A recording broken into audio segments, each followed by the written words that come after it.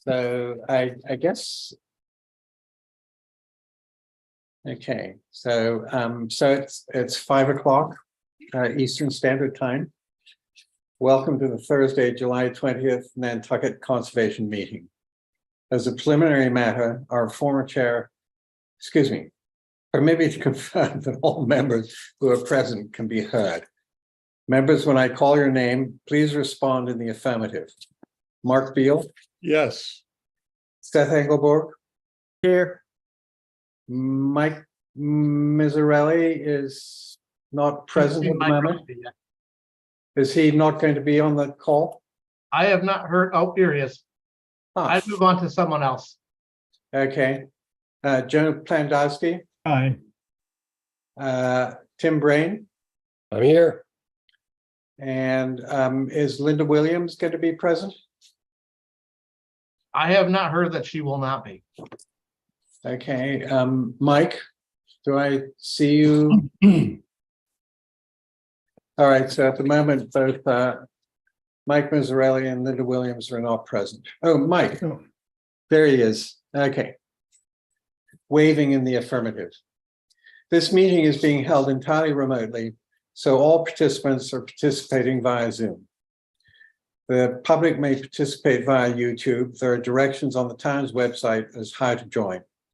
If anybody wishes to speak, please raise your hand either in your camera window or virtually and wait to be recognized by the chair. Please state your name and any relationship you might have to the project before speaking. Please keep your devices muted when you're not speaking so that you're not picking up by the recording or creating a distraction. Please note that this meeting is being recorded and that some attendees are participating by video conference. Accordingly, please be aware that others may be able to see you and take care not to screen share your computer. Anything that you broadcast may be captured by recording. So, if with my fellow commissioners' approval, I'd like to change the order of the agenda, as I'm not sure that I will be able to stay on the call through the end. So I'd like to bring in other business, number 5, committee appointments, and number 6, discussion of in-person remote meetings to the fore before we get into the public meeting. Does that meet with my fellow commissioners' approval? And Jeff, I see you would like to make a comment. Yeah, I was just gonna remind everyone from the last time, we carried over committee appointments because all 7 members weren't present last time. And right now we're only at 6, if that makes a difference to the commission. Well, thank you, Jeff, because I think it does. I think it would be better if we had all 7 present. So perhaps we should defer that until the next meeting, on which the next meeting is August the 3rd, I believe. So, yeah. All right. So then moving on a public meeting. Is there any public comment on matters that are not before us this evening? And I see a hand up for Kind Flow Production. Who is that, please? Mr. Chairman, it's Burton Balkine. Can you hear me? I can. Do you have a comment on a matter that isn't before us? Yes, I'm going to ask staff if they're going to talk about 79 Baxter Road today. I didn't see it on the agenda, but it could be under enforcement action. So I was wondering if that's going to be spoken today. If not, I'd like to speak to it. Jeff, do you have a response? All right, could you repeat that, Burton? 70. I was wondering if you're going to talk about 79 Baxter Road and your enforcement actions. I hadn't put it on there. Again, we got delayed in getting through everything that's there. We're gonna have that on the August the 3rd. Okay, I can wait to discuss that, but I would ask if possible, because I looked on the Conservation Commission website on the town site. Oh, by the way, Ashley's still listed as the chair there, but I was looking there and it's hard. I couldn't find the any kind of permitting or any of the order conditions for that project, maybe you could email me a link or post it publicly somewhere so I could access it before the next meeting, if that would be okay. Yeah, that's no problem.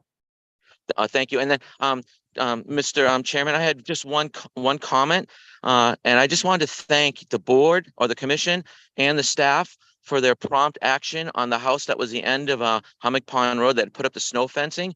I sent the chairman and staff pictures that the fence was removed, and I think it was your timely. I think it might have been an enforcement order to the property owner that was able to expedite that. So I really appreciate that, and I hope you have a good meeting.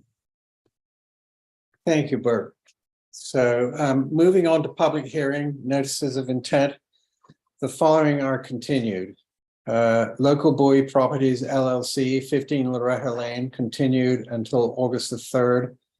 The trustees of the reservations, Cascada Kotu Wildlife Refuge, continued to August the 3rd. Linda Loring Nature Foundation, 90 Eel Point Road, continued to August the 3rd. Nantucket Conservation Foundation, West Hummock Pond, continued to September 28th. Nantucket Island Land Bank, 65 and 67 Easton Street, continued to August 3rd. So the business before us is Hurd 25 East Lincoln Avenue, represented by Mr. Haynes. Hello, David. Bonjour, bonjour. Comment allez-vous? Actually, it's bonsoir.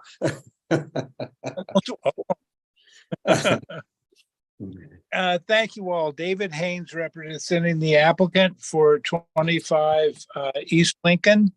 What you have before you is a notice of intent to relocate and renovate an existing house on the lot.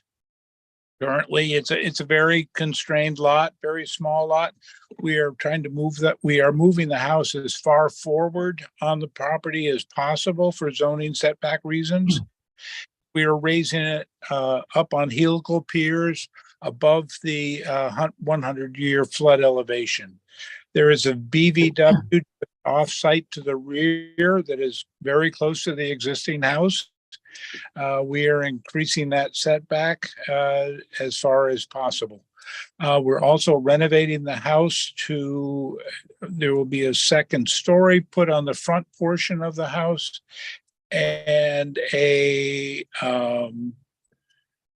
and there will be a porch, but that work any new structures will be outside of the 50-foot setback.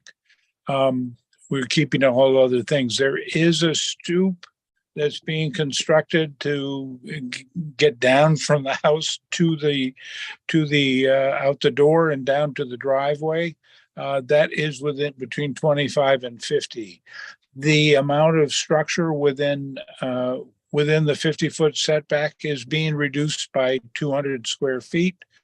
And everything's being pulled as far forward as possible. And basically that's a summary of what we're proposing out there, and I would appreciate any comments. Thank you, David. Any observations from the commission? None. Any observations from members of the public? Do you wish to close, David? Unless there's any issues that we need to address, yes, please. And Mark? Yes, thank you. And David, was there no other option than putting the stairs in the 25 to 50-foot setback? That's basically where the door is from the house that we're moving forward. It's going to be just basically a stoop. There's not going to be anything on the ground except for posts going into the ground. It's right over the existing driveway. There's gravel or shell. And according to the architect, that's where Believe me, I asked these questions before you asked these questions. I know you would have. And it's not going to represent anything solid on the ground that will prevent any infiltration. The foundation, the building right now is right on the ground. And it floods there every time it floods out there, it floods. So this will be a drastic improvement of eliminating the structure on the ground, getting water and air to flow underneath it, and improving the infiltration overall, from what is currently happening. But I did speak to the architect. I said, it actually was within 25, and I asked him to move it outside of 25, which she did. But it does not represent any impervious surface. It'll be up in the air basically and step down onto the ground. Thank you. You're welcome.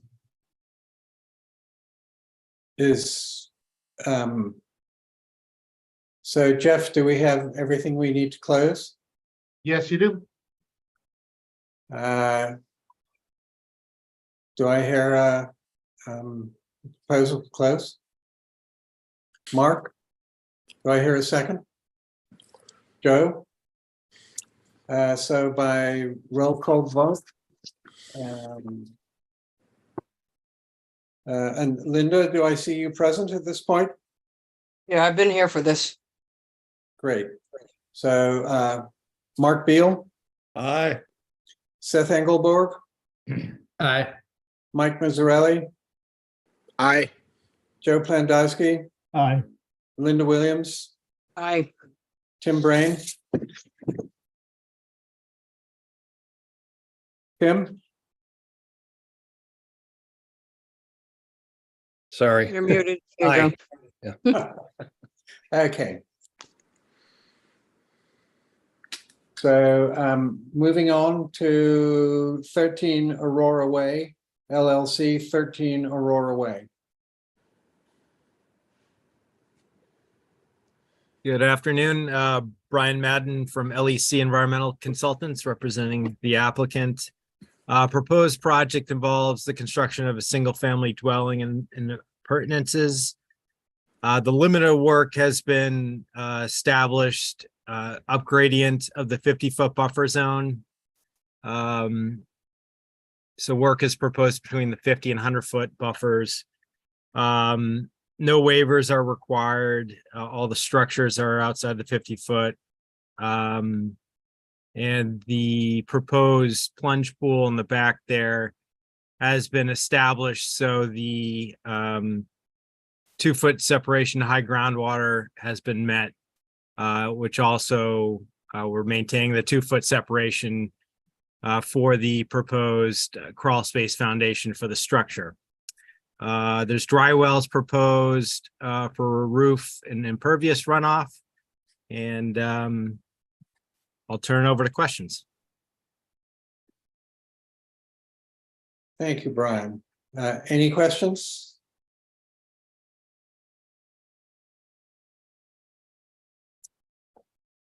Any questions from members of the public? Do you wish to close, Brian? Yes, please. Jeff, do we have everything we need to close? Yes, you do. Do I hear a motion to approve? So move, Mr. Chair. Moved by Linda, seconded by Joe, and by roll call vote. Mark Beal, Aye. Seth Engelborg, Aye. Mike Mazzarelli, Aye. Joe Plandowski, Aye. Linda Williams, I, Tim Brain. Aye. Thank you. Thank you, Brian. No problem. So then Fogarty, 39 Monomoy Road. I have to recuse from this one. It's a past client. Thank you, Linda. I'm going to be pinching in here. Okay. All right, Brian, Brian Madden from LEC Environmental Consultants representing the applicant. Proposed project involves some renovations and additions to the existing house that's outside the 100-foot buffer zone to bordering vegetated wetlands to the north. The proposed pool is also outside of the 100-foot buffer zone, but a small portion of the landscaping, patio and retaining walls occur between the 50 and 100-foot. There's some minimal regrading up to the 50-foot buffer zone and an establishment of lawn between the 25 and 50-foot. However, greater than 50% is remaining undisturbed in compliance with the performance standard there. And a relatively straightforward project, no waivers required, and I'll turn it over to questions. Thank you. Any questions?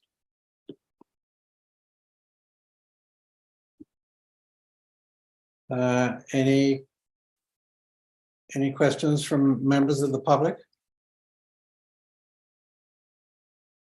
Brian, I assume you'd like to close? Yes, please. Jeff? All Any- good, All good? all good.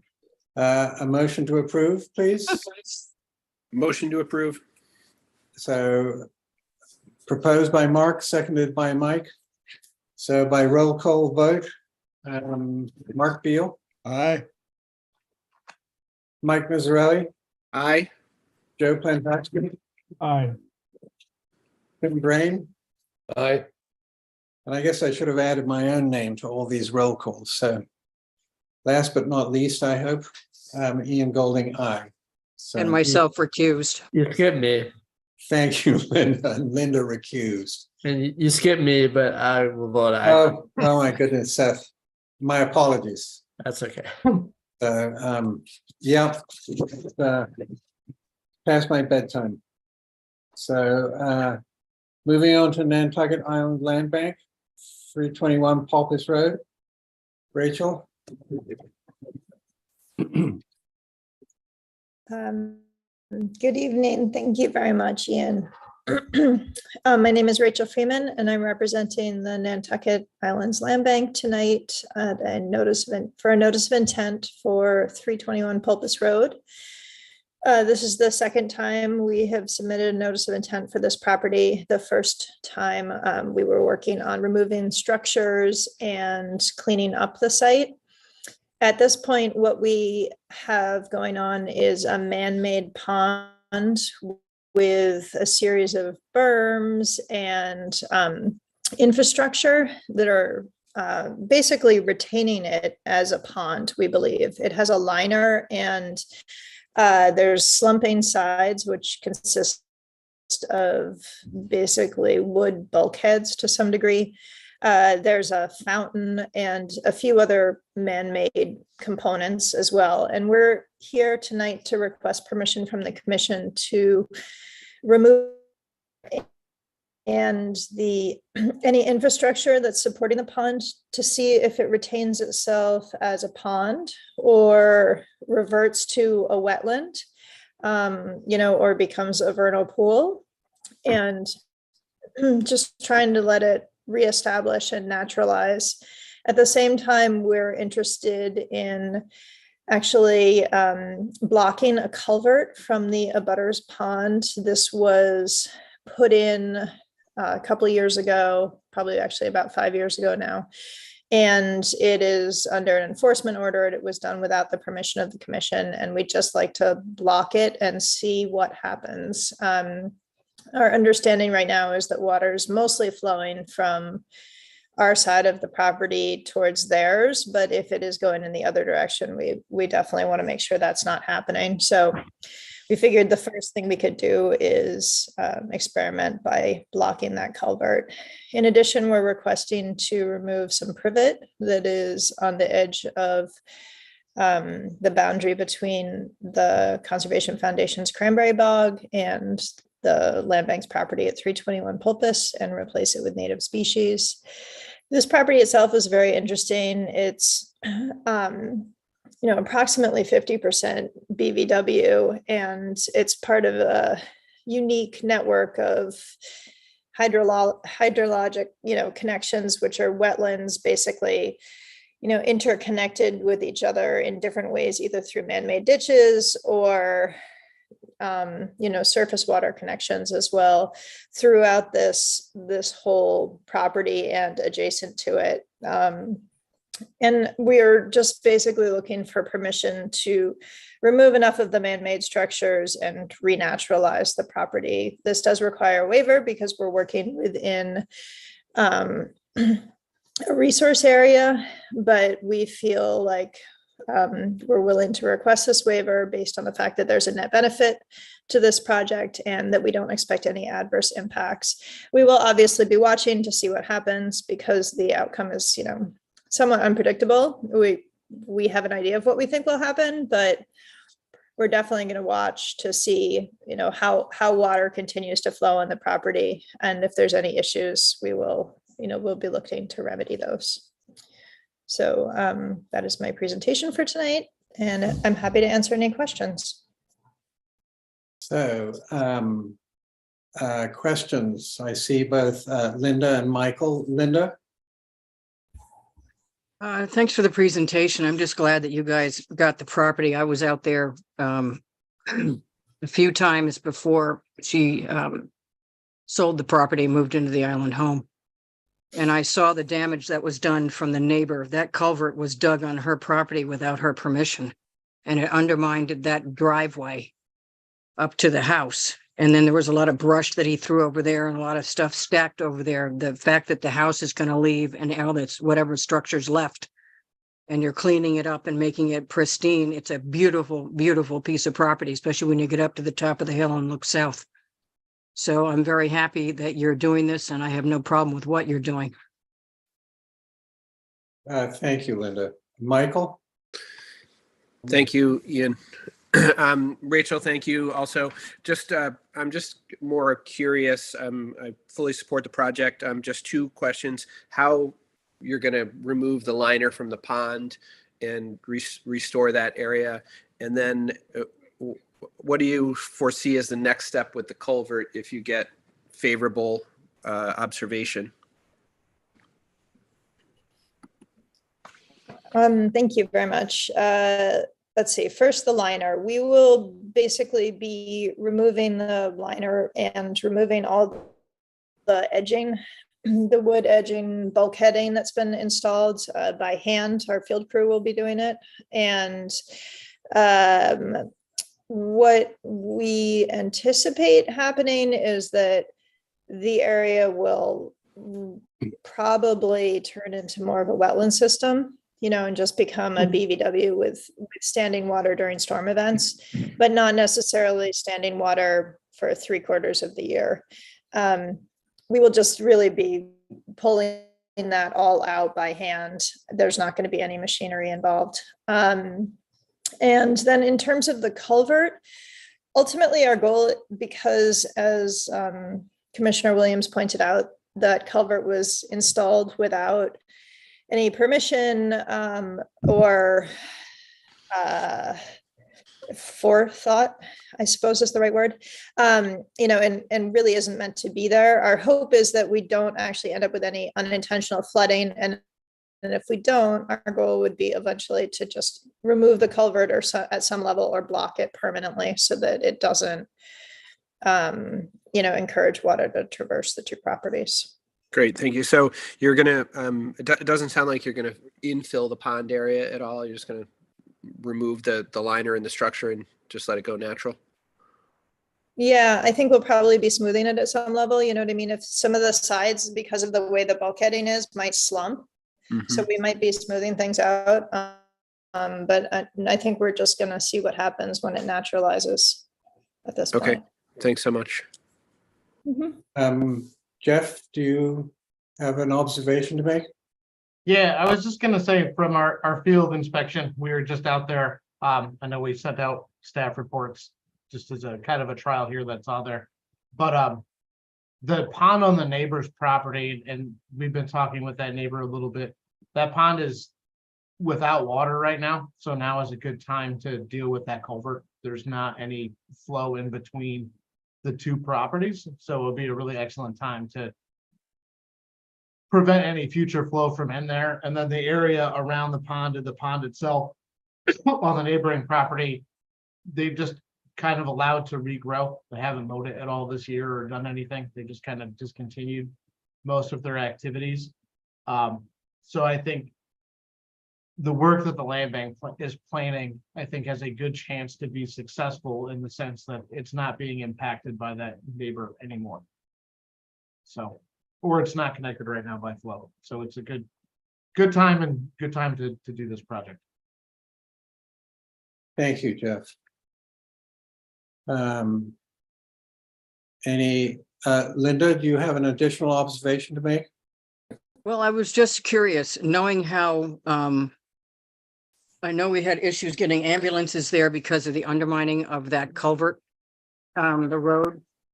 And if we take the culvert out and we stop this going back and forth that he created the pond from her property, are you going to have to build up that section of the road back to where it was, which is, it's going to be in the wetland?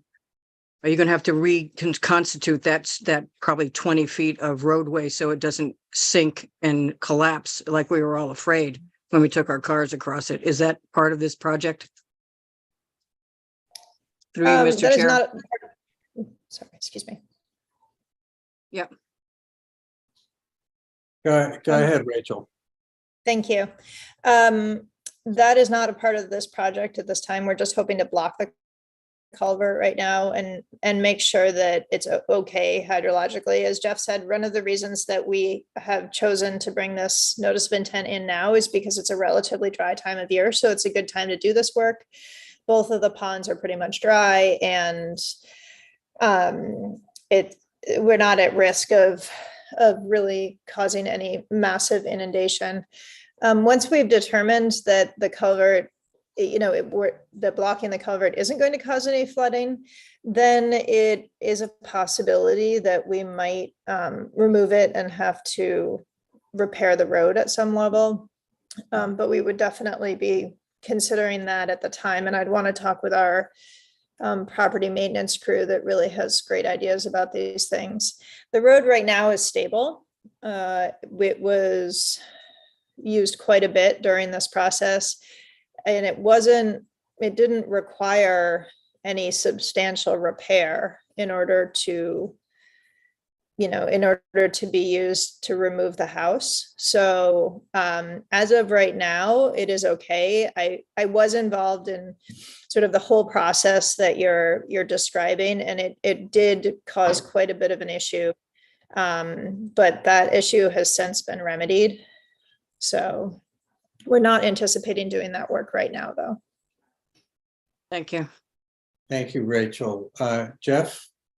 Yeah, just one last thing on the site, I promise, is all of the structures, for the most part, are all gone. The house is gone. So all of the real heavy removal is already done. I think the only piece that's left, and Rachel can correct me if I'm wrong, there's an old, it's like a metal frame from looks like a greenhouse or a shed or something that's would take an incredible amount of vegetation removal to get rid of. It's all wrapped up in grapevines and some other things.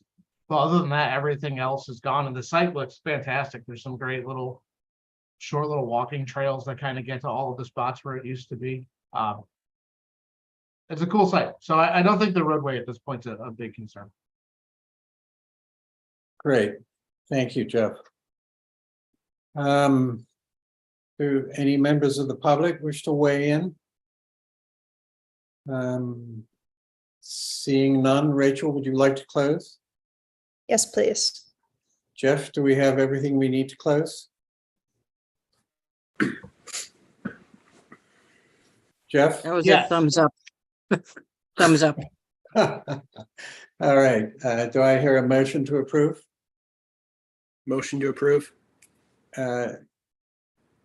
Joe moves, Mike seconds it. So by roll call vote, Mark Beal, Aye. Seth Engelborg, Aye. Mike Mazzarelli, Aye. Joe Plandowski, Aye. Linda Williams, Aye. Tim Brain, Aye. Ian Golding, aye. Thank you, Rachel. Thank you very much. Moving on to Meisenberg, 30 Walwinet Road. Art, good evening. I mean, Thank you, Mr. Chairman. I'm before you tonight with a notice of intent application for work within the buffer zone to border and vegetated wetland, as well as within land subject to coastal storm flowage. Shown in blue on the plan in front of you is the wetland boundary that's been delineated. And there is an existing lawn area that's been maintained for some time. This filing is to rectify some unpermitted features, which are all to be removed. There is an open order of conditions which has since expired that was related to the upgrade of the septic system to include IA technology. And this is as part of that application, we need to take care of these other features. So our proposal is to remove the shed, the grill, the deck. The stairs that you see there were part of the house and were previously permitted. So it's those few features. And then remove the lawn, portion of the lawn that's shown. We included with the application the document related to planting with native species on Nantucket, and the species to be planted in that area will be chosen from that list. And with that, I'd be happy to take any questions or concerns. I believe it is an overall net positive project for environmental protection. questions? Hearing none from my fellow commissioners, any members of the public? And hearing none, Art, would you like to close? Yes, please. Jeff, do we have everything we need to close? Yes, you do. Do I hear a motion to approve? Approve. Mike Second. and Joe seconded. I'm afraid he beat you there, Linda. Yep. So by roll call vote, Mark Beal, Aye. Seth Engelborg, Aye. Mike Mazzarelli, Aye. Joe Plandowski, Aye. Linda Williams, Aye. Tim Brain, Aye. Ian Golding, aye. So, thank you, Art. Thank you. Next is Once Upon a Time LLC, 56R Maddoxham Valley Road. And David, you're on. Good evening, good afternoon again here. Haynes for the applicant, Once Upon a Time LLC, excuse me. What we have here is a proposal out at 56R Maddoxham Road, excuse me, to construct a swimming pool with associated landscaping. The ac is outside of 50, the resource areas on the property are coastal bank, actually they're just off the property to the south at coastal bank, beach, and land underwater. There is a vegetated buffer that will be maintained. The swimming pool is being located outside, and the patio, all structures outside of 50 feet from the coastal bank. The coastal bank, we looked at the coastal zone management shoreline change maps, and the erosion rate in there is between it's about 1.3 feet per year. So we're outside of the 20-foot setback from the coastal bank.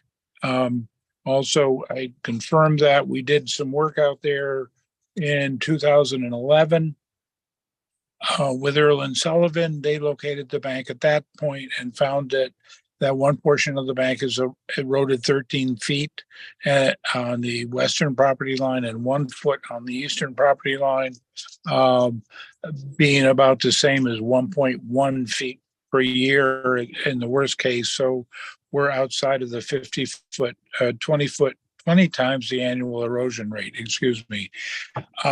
All existing vegetated buffers will be maintained. It's not required by the being in the buffer zone to a coastal bank, but the bottom of the pool will be well above 2 feet above the mean high water or the groundwater level, and it will be a canister type system. The infrastructure for the pool will be outside of the buffer zone, and no water will discharge to the buffer zone. That basically is it. In summary, if you have any questions, I'd be happy to answer them. Thank you, David. Any questions from my fellow commissioners? Seth? Thank you, Mr. Chair. I have a few concerns regarding the planting schedule. I see a lot of great native species on there, but there is mixed in a variety of non-native, some which are tending towards the invasive territory, to be honest, particularly Miscanthus sinensis. That's a plant that is currently undergoing review by MyPAG for invasiveness in Massachusetts. So I would request that we do not allow that plant, and we should just go with allowing only native no cultivar plants like we do normally in these situations. Thank you. David? We're happy to do that.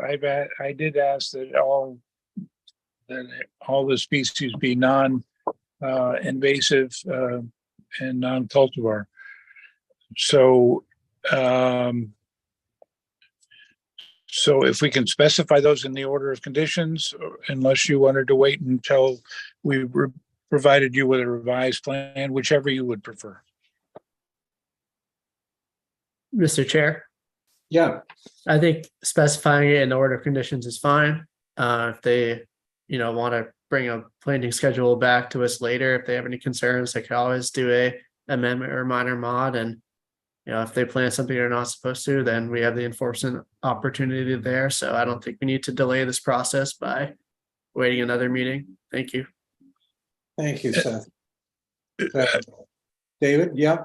Yeah, Seth, could you specify which plants you don't want to see out there?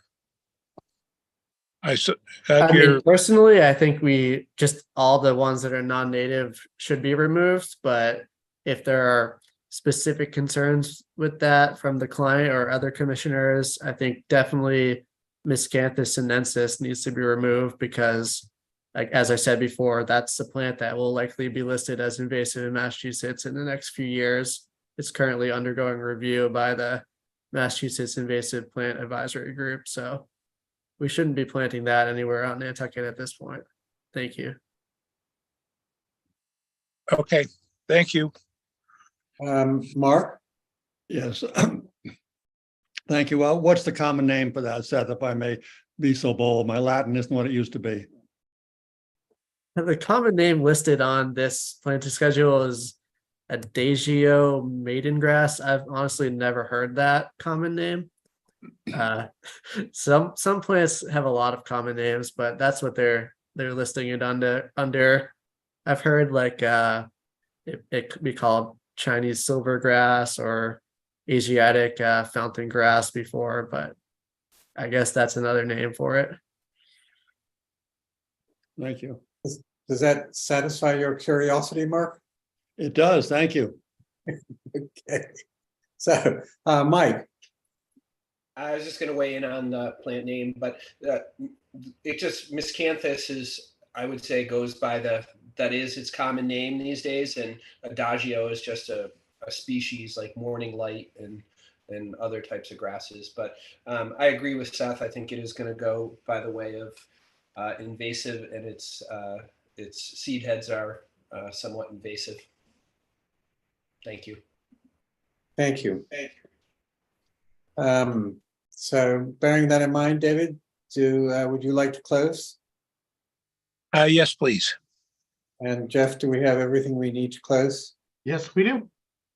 And I have a motion to approve. Joe? Second, Linda seconds, so by roll call vote. Mark Beal, Aye.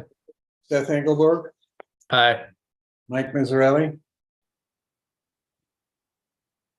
Puts his hand up, aye. Joe Pandowski, Aye. Linda Williams, aye. Tim Brain, Aye. Ian Golding, aye. So, thank you, David. Thank you very much. See you later. Okay. I'm sure we will. Tac 3 LLC, 26 Washington Street, Art Disparo. Thank you, Mr. Chairman. I'm before you tonight with a notice of intent application for a residential commercial redevelopment project that some of you, this may look familiar to. The project is on the water side of Washington Street. I'm sure you've all driven by it many, many times. We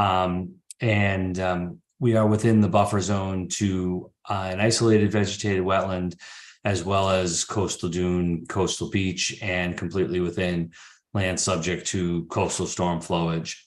The owners had a order of conditions to raise this structure and renovate it, which you see referenced on the plan in the magenta color. We went through a long process to obtain it was an unlicensed structure with respect to waterways. We went through a long process with Mass DEP to obtain that license. And in the middle of all of this was also COVID, combined with the waterways licensing. The building then underwent some revisions with the architects and HDC to get approval. And we had to go through another process with Mass DEP Waterways to modify the license. And now we've obtained that modification and approval so that we have a valid Chapter 91 modified license for the work that we're proposing. And we need to come back to the commission to obtain a new order of conditions for the project due to the expiration of the other order. There's been some slight revisions. I've tried to use colors to hopefully make it clear the project is very similar. The project that's before you right now is the footprint is shown in red. You can see that we're actually backing it up about 1.5 feet from where the current porch exists, and reducing our footprint slightly within the so that there's no increase within the 50-foot buffer zone to the coastal dune or the vegetated wetland on the abutting property. The project, I believe, will represent a significant net benefit due to the increase in elevation to allow the floodwaters to pass and repass below the structure. Looking for essentially full compliance with building codes with respect to construction within the flood zone. So, it's a highly developed and altered site. As you're probably aware, it's right immediately adjacent to the Harborview cottages and land bank property on the other side. With that, we'd be happy to take questions or concerns with the project, should you have any.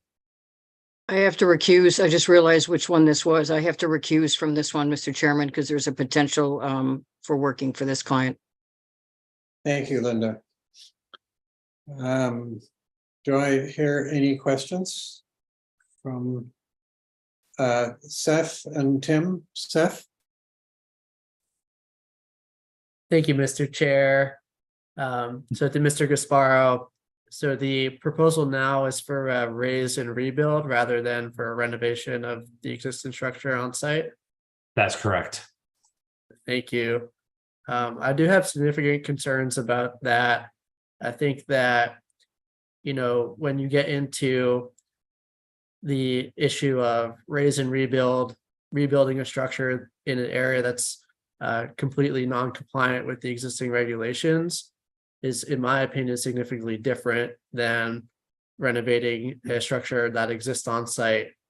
I know other people might view that differently, but I think that if structures cannot be renovated, pre-existing non-conforming structures, if they cannot be renovated, then that area shouldn't be rebuilt upon.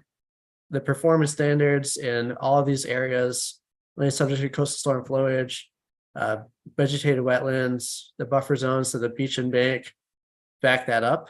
I'm happy to pick out specific performance standards that are applicable here. But I think that the idea of raise and rebuild is significantly different than the idea of renovation. And I would request that the client either renovate or change the plans to not build on this location. Thank you. Oh, just if I may, one more thing before I end. I just want to add too, for a little bit of clarity. So not only are we in the land subject to coastal storm flowage, but we're in the velocity zone. So this is an area subject to, significant wave impact, and to allow, a new structure to be built in this location, I think is not in the spirit of the Massachusetts Wetland Protection Act or the Nantucket local wetland regulations. If they can renovate the existing structure and deal with it as pre-existing use, that's a different question. But for me, it's a pretty specific sticking point there. Thank you. Thank you, Seth. Tim? My question was really just something I'm ignorant about. If you could explain to me what a waterways license does. Through you, Mr. Chair, would you like me to address that? Thank you. Mr. Reed is also here. I can address it or defer to Arthur, whichever. So I'll take a shot at it, and then please, Mr. Reed, add on or correct me. Essentially, any alteration of land, structures, or fill below a line that's essentially a jurisdictional boundary established by Mass DEP, known as a historic high water line, where they've established that a high tide had existed at some point in the past. Anything that's seaward of that line is subject to a set of regulations referred to as the waterways regulations, and it's essentially goes back to the colonial ordinances of 41 through some 48 or what have you, but it mostly applies to docks and piers, anything that you're building within what's known as flowed or filled tidelands. So if you're going to work in that area or alter structures, then there are regulatory requirements to obtain. There are different provisions for permits or licenses, but essentially what we're into here is what's considered a license, ultimately signed by the governor. It's a rather high bar of permitting, if you will. Right, thank you. And Arthur Reed, would you care to comment? Yeah, Art expressed that very well. The DEP Waterways Division, the Commonwealth of Massachusetts, established some time ago a line, whether it's precise or not, doesn't matter. It's the line that they've established based upon the best available evidence as to what the historic high water line was, and therefore everything seaward of that constitutes tidelands. And anything that operates within tidelands, any project that is within tidelands, must obtain a license from DEP Waterways, which is a very involved process, and one which had been granted in this case. The main concern of DEP Waterways Division is that because of the public trust doctrine, the interest of the public must be taken into consideration, and public benefit must be established, as is the case here, where a public walkway is shown on the plan in order to provide public access to the harbor, and thus to meet the requirements for the licensing process. Right, thank you.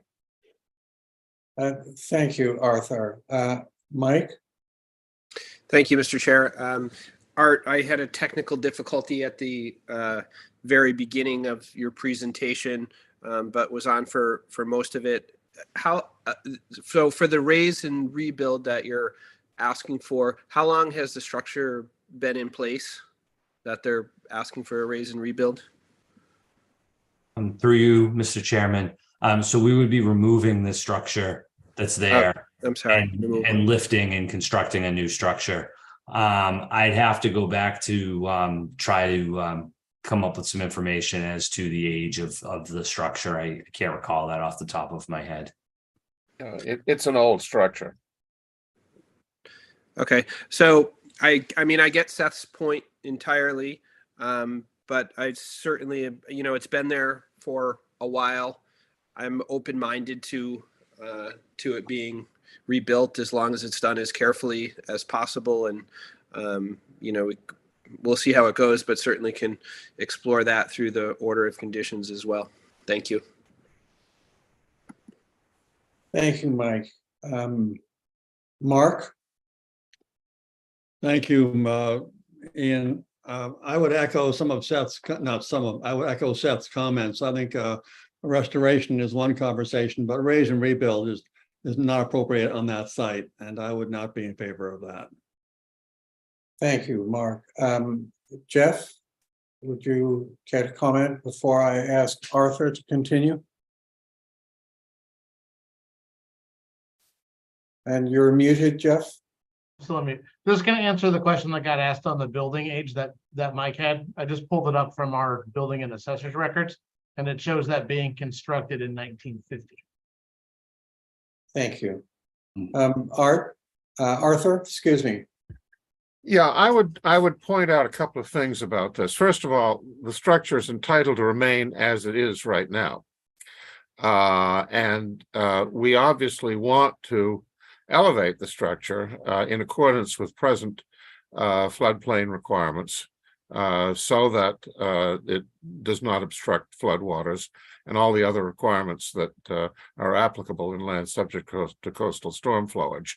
Now, we believe that there will be more disturbance to the area if we put cribbing around the structure, lift it up, and do the work with the existing structure in place, as against building from scratch. I think that'll have a much less severe impact upon the surrounding area. And therefore, I think, and obviously, I think that lifting the structure out of the above the floodplain elevation that's required is a significant net benefit with regard to this project. So I would respectfully suggest that for that reason, doing the project as we're proposing by raising and constructing a new structure very similar to the existing one and virtually the same footprint is actually the more sympathetic from wetland protection standpoint way to do the project. Thank you, Arthur.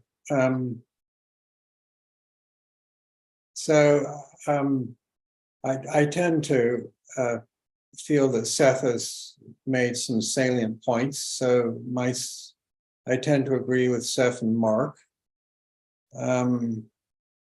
Does any other commissioner want to express an opinion? So would any member of the public like to address it? RJ? Thank you, Chair Golding. RJ Turcott on behalf of the Nantucket Land Council. We are in the same position following Commissioner Engelborg's comments that it would be better to rebuild in place and raise it above the flood zone and bring it into compliance that way than to completely start over from scratch, because this debate has happened many times with this commission before on whether that pre-existing use will translate over to something that is completely brand new. Thank you. Thank you. Any other comments? So, Art, Sure. Thank you, Mr. Chair. I would echo Mr. Reed's comments just to, try to explain the construction methodology to take an old 1950s structure that's had additions and changes to it and try to logistically lift that up and work within this very constrained site and then install new supporting piles or foundations underneath it and bring a structure back down onto it is going to have a greater chance of impact to the performance standards in the resource areas than if we were able to not have to work underneath a cribbed structure, to have to take shingles off of that old structure, to have to try to rework that that old building, as opposed to simply removing it from the site and then building new without working underneath supported structures and trying to take something apart, maintain it, put it back together. I think there's a much better way, if you will, to come at it from a new construction perspective, which is going to be much more controllable from debris and any other impacts if we were able to do it that way. And we understand that no expansion would be allowed, but essentially it's that's why the structure is not getting bigger, it's pulling back slightly. And I think it would be a much cleaner site and build with a long-term benefit of understanding that it is within that velocity zone, to have this essentially completely new and I believe more resilient structure in this location than trying to modify this 80 plus year old or 80-year-old structure. So may not all agree, but I did want to offer you that that's sort of our perspective on that. And whether that helps or not, that's sort of where our position is on it. thank you, Art. So Jeff, do you have any comment before we proceed? No, I mean, I think our staff report, we confirm those resource area boundaries again and agree with those, but it's up to you guys. Art, how much higher is the building going to be than the existing one, if the existing one was also worked on? Let me get you that. I think it's within our application is a height summary. So we included a cross section. And it's hard for me to know which page of your packet. It was sheet A38 that shows the cross section and the floor elevations. And I will it might be helpful to just have a look at that.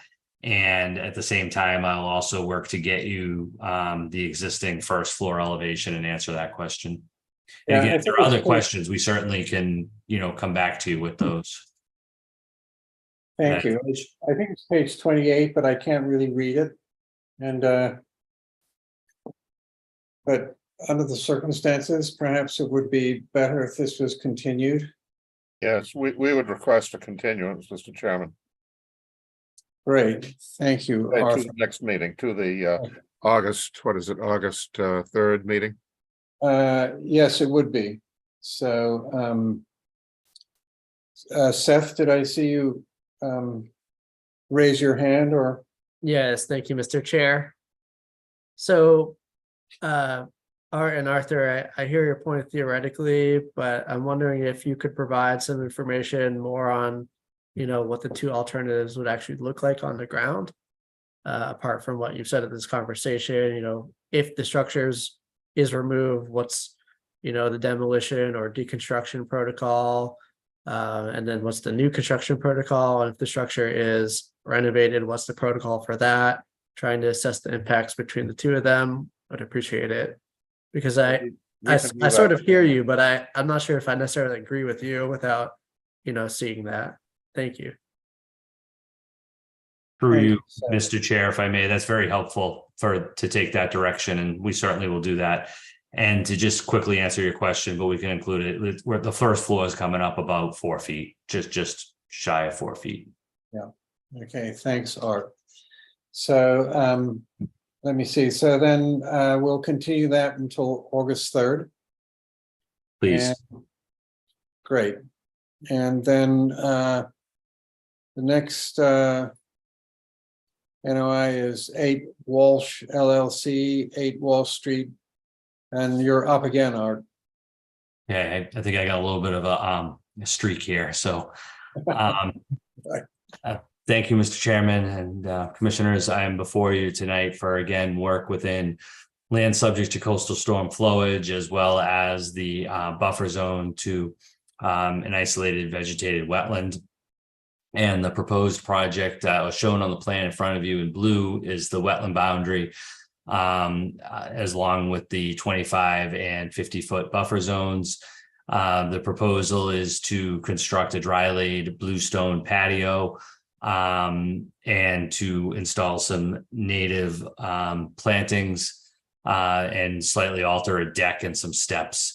The structural elements, including the deck and steps, are well outside of the 50-foot buffer zone, and the bluestone patio is outside of the 25-foot buffer zone. All of the work is proposed within existing maintained lawn area, and we don't believe there'd be any impact. There's no change of grade that's proposed.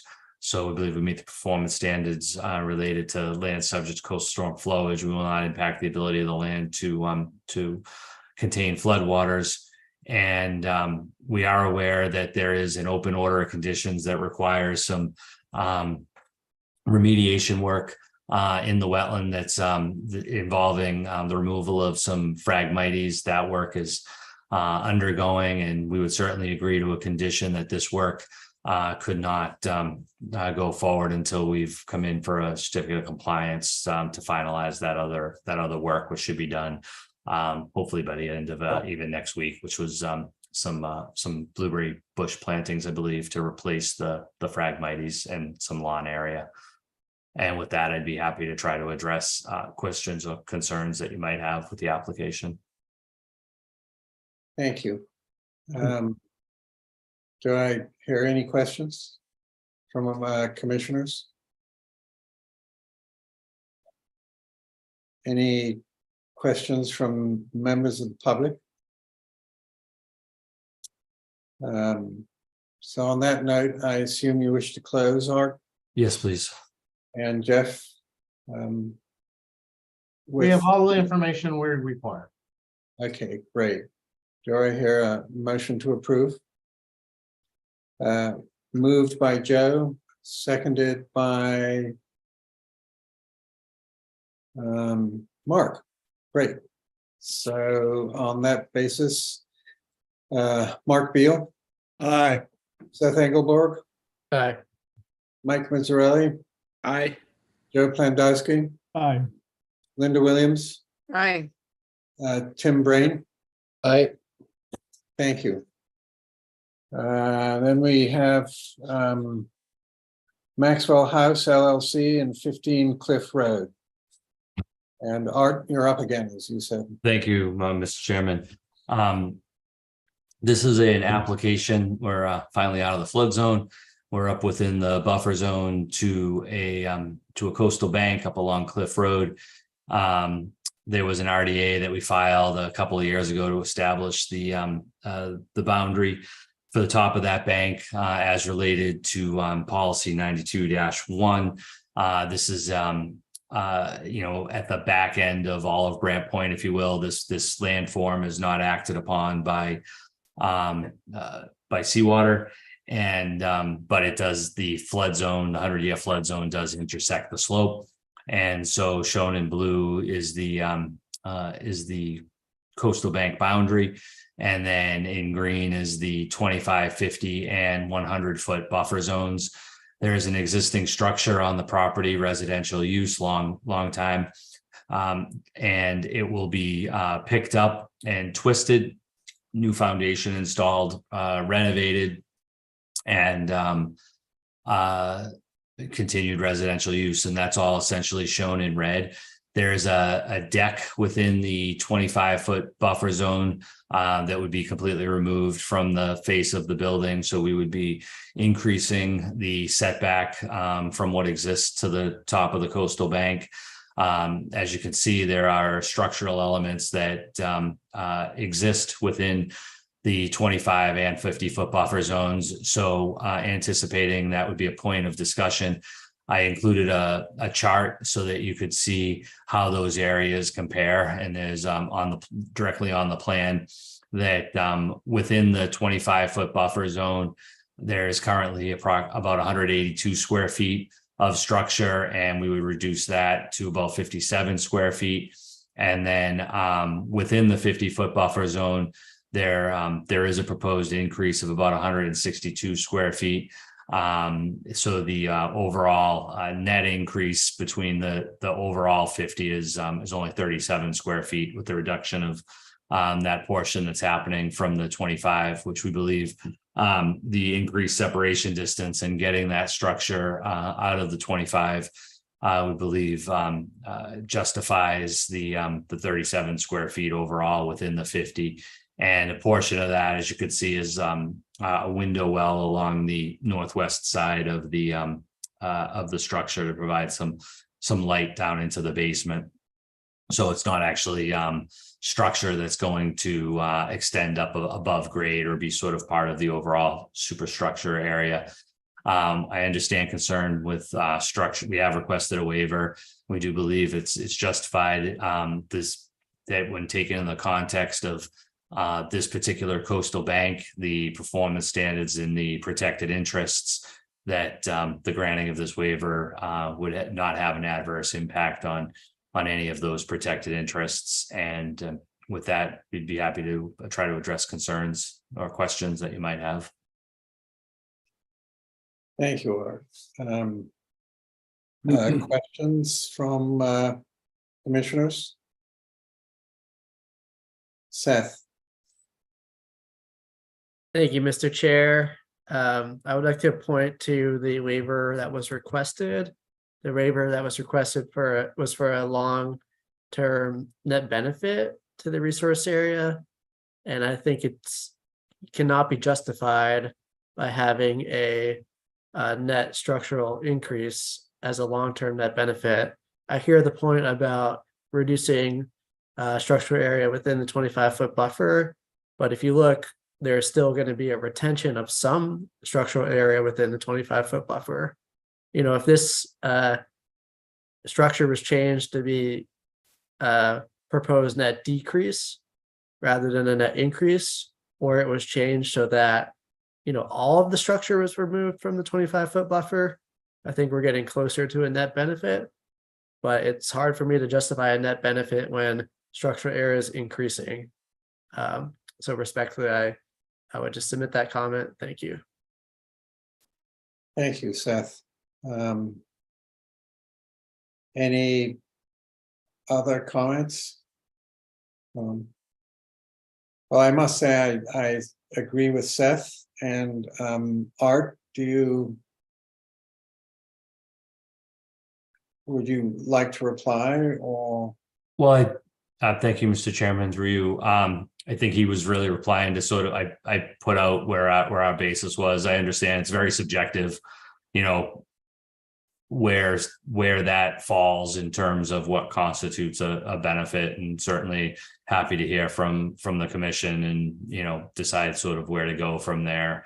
But essentially, we would see that as I stated, and not to be repetitive, that just having that increase in that separation distance, you know, would be a benefit. And when we look at the, you know, taken in context also of the protected interests, that this is already, you know, within existing lawn area to a coastal bank that is not serving as a sediment source, you know, that there really wouldn't be any harm, if you will, to granting of that waiver. But we're happy to hear what the commission, you know, has to say and take it from there.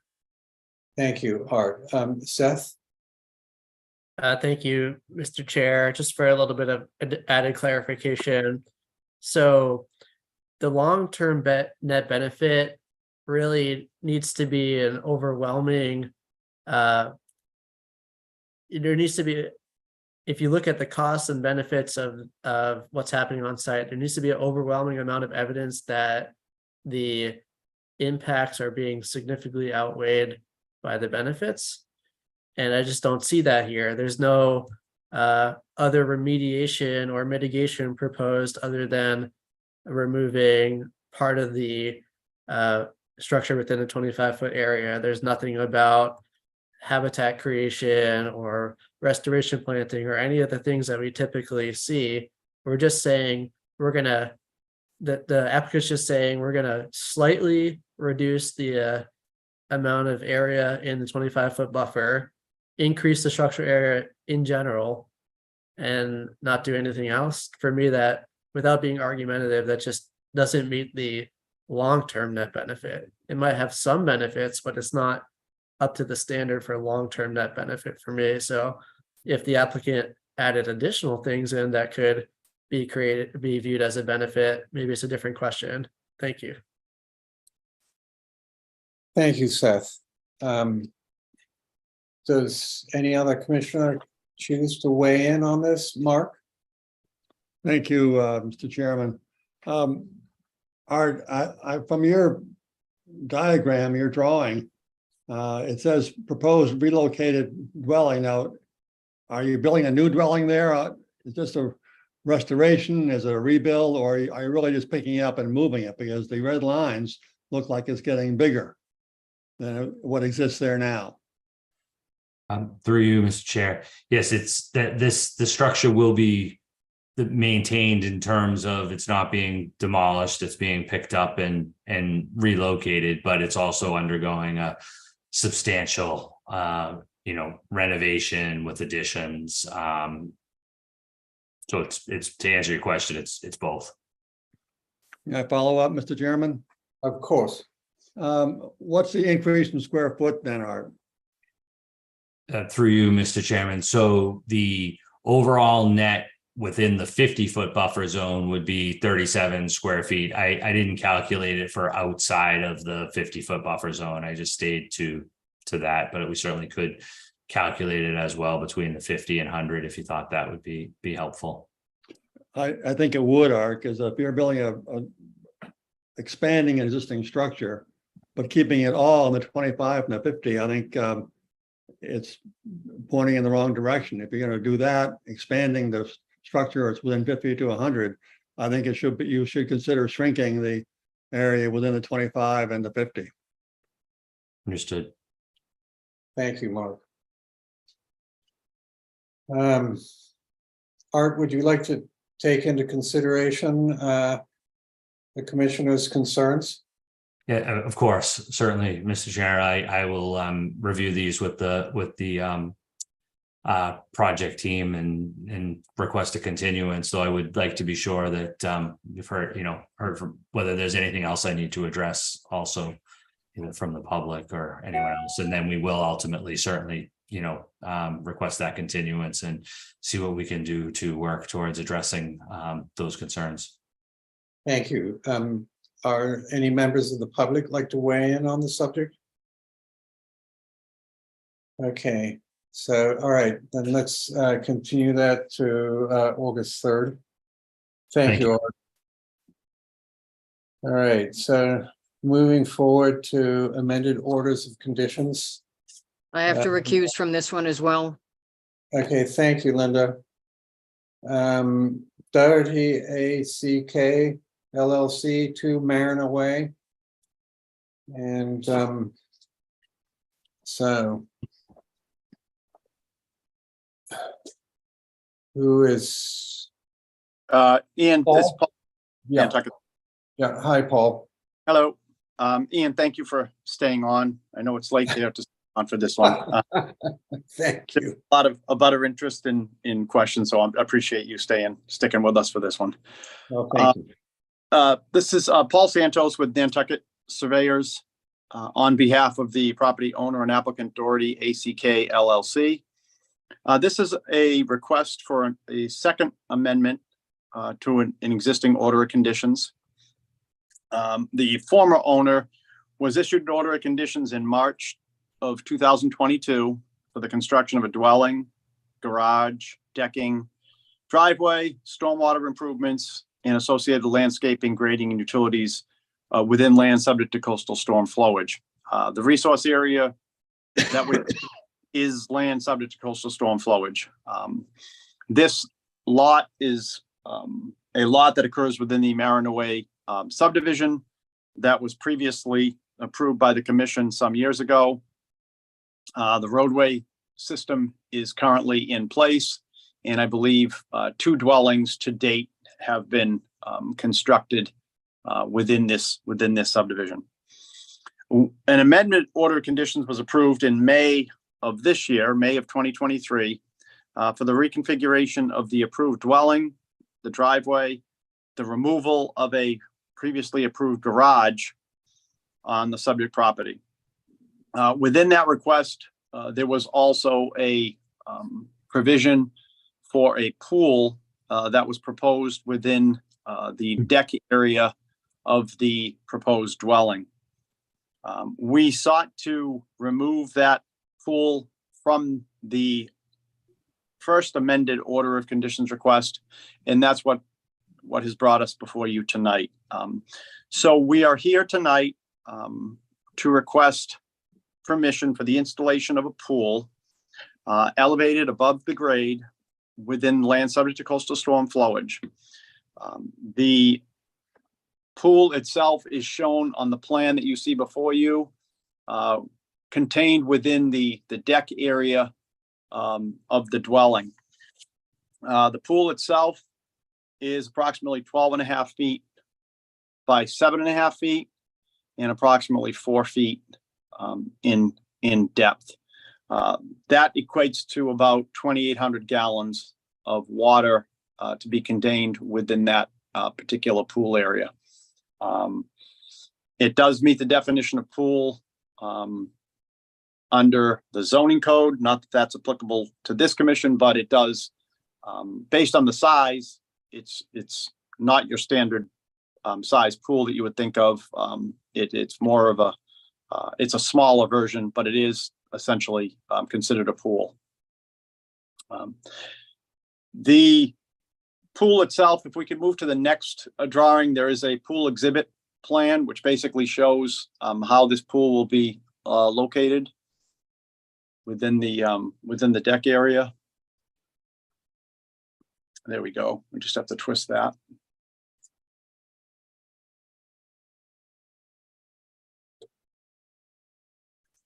Okay, great. Thank you.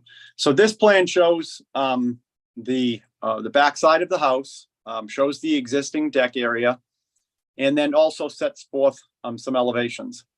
The existing ground elevation in this area is approximately at elevation 5. We are in a AE flood zone, which is at elevation 8. That would require the first floor of the proposed structure to be constructed at elevation 10.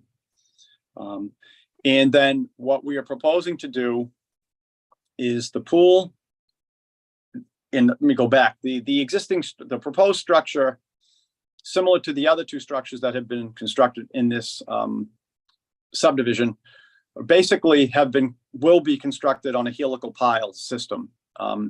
These helical piles are typically driven anywhere from 25 to 30 feet into the ground. A footing system is then constructed, incorporating or tying the piles to the footing. Then your standard concrete walls would be constructed for the construction of the dwelling. Those concrete walls would have appropriate flood venting or flood vents to allow a pass through of floodwaters. That's the standard basic detail that you have within the AE flood zone. The proposal here is, rather than have the pool constructed at grade is to elevate it approximately 1 foot above the grade and have it be anchored to these helical piles. So as far as the pool goes, existing grade is at elevation 5. The bottom of the pool would be approximately elevation 6, and the top of the pool would be at approximately elevation 10. It would be elevated within the deck area. It would be elevated actually above the elevation of the deck. Again, flood zone AE elevation 8. So top of the pool at 10, first floor of the house at 9, and the deck the pool is elevated within the particular deck area. We are again in the AE flood zone. This is not in a velocity zone. It is also not within any area that's designated as moderate wave action based on the 2014 flood mapping for this area. The pool itself would be constructed with a automatic cover. That is important, as in typically the automatic covers they're putting in the pools these days are essentially watertight. So once the pool cover is closed, if rainwater were to fall onto the pool, it's not mixing with the pool water. And typically the automatic covers have a small pump that would then be used to drain just the rainwater off of the top of the cover. So in a case of a large rainfall, you're not getting a case where the pool water is being elevated and then having to be discharged or drained. The pool itself, the material would be essentially a concrete or a gunite material. The material itself, or the pool itself, would be connected with a engineered system of construction strapping that would connect from the pool integrated into the pool into the helical pile system. And if this board sees fit to look favorably on the pool, we would commit to providing a complete set of engineered drawings for both the helical pile and the pool system, stamped by a professional engineer that we would be happy to incorporate to staff as part of any conditions that may be applicable if the commission feels so inclined to approve this. As the pool would be elevated on the deck, there'd be a 1 to 2 foot wide bench around the pool with the channel underneath that would handle the automatic pool cover.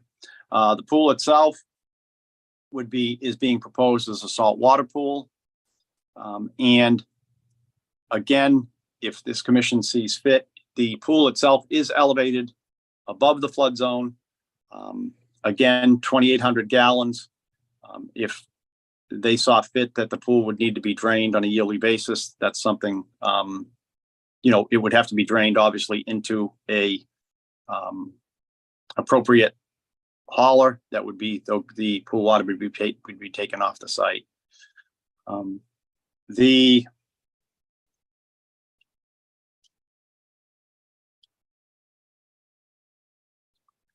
intent of elevating the pool, the 1 foot above grade, obviously, is to not have a restriction of floodwaters, to comply with the standards for land within land subject to coastal storm flowage. Typically, that is met with a standard flood venting for the existing dwelling. Again, the size of the pool is approximately 12.5 by 7.5. The intent there is to still allow, even though we'll have the pool, still allow the floodwaters to pass underneath this area.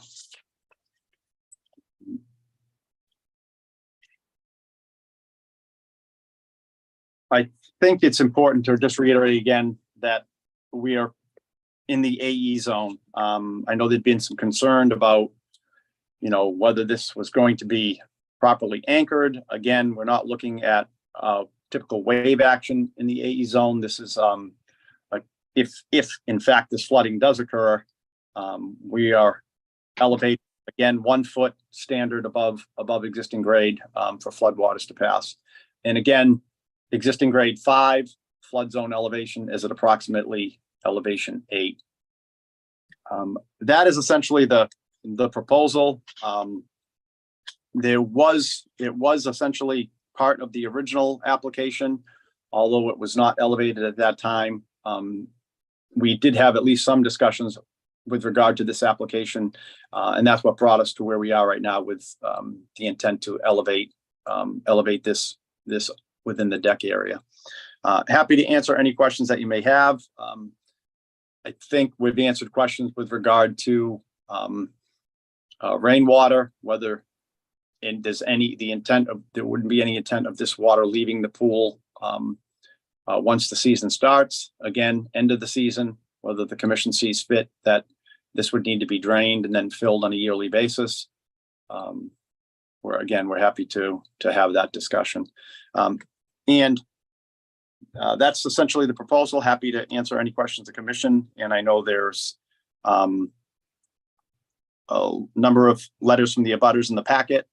Some of the abutters have reached out to us directly. We've tried to, I think, at least keep them apprised of when we would be before you, and hopefully maybe answer some questions. And I did try to answer some questions that were presented to us prior to this meeting by one of the concerned citizens. So thank you. Thank you, Paul. From the commissioners, are there any questions? Seth. Thank you, Mr. Chair. So my main question here is what the area between elevation 5 and 6, where the pool is proposed to be elevated, is actually going to look like. Because I get in theory what you're saying, but once you start talking about, we're talking about a pretty irregular anchoring system here with the piles and then the construction strapping and everything on top of that. So I hear you in theory that floodwater could pass through there, but I'm not going to believe it until I see the engineered plans. But I think, Paul, you offered that a professional engineered plan could be submitted to the commission if the commission wanted to move favorably on it. I think we need to get that before we decide to move at all, personally, because just from the drawing, I can't really tell how or if the floodwater will pass under there. I think I understand the intent, but I'd like to see the drawing with the rendering and everything that we typically see to really get more information on. Is that actually going to allow floodwater to pass, or is it going to sort of be a minimal passageway that water is pooling under and causing different issues? Thank you.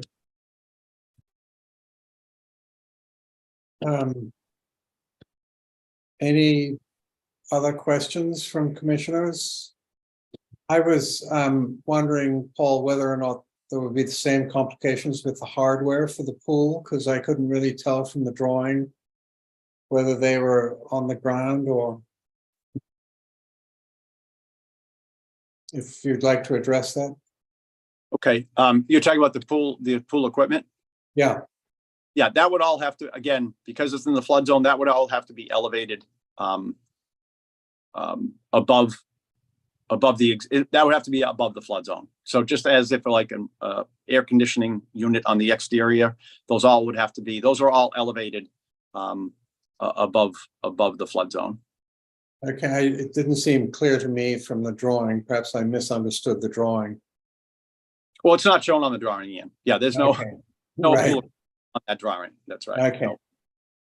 I mean, other than if you look, it's actually, there is to the right, it's labeled pool equipment contained within that that area. And that area would be, on the inside of that area would be a decking that would be above the flood zone. that's just basically a screening that you see to the right.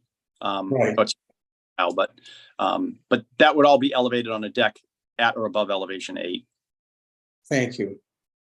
From members of the public, please identify yourself as I may. Oh, excuse me. Mark? Yes, thank you, Ian. Paul, I know we're not in the velocity zone. That may change over time, but right now it's not. But if you look at the a GPS map of where the property is, it's very exposed to the east. And that troubles me in terms of major storms, which are traditionally northeast, possibly southeast, but usually northeast.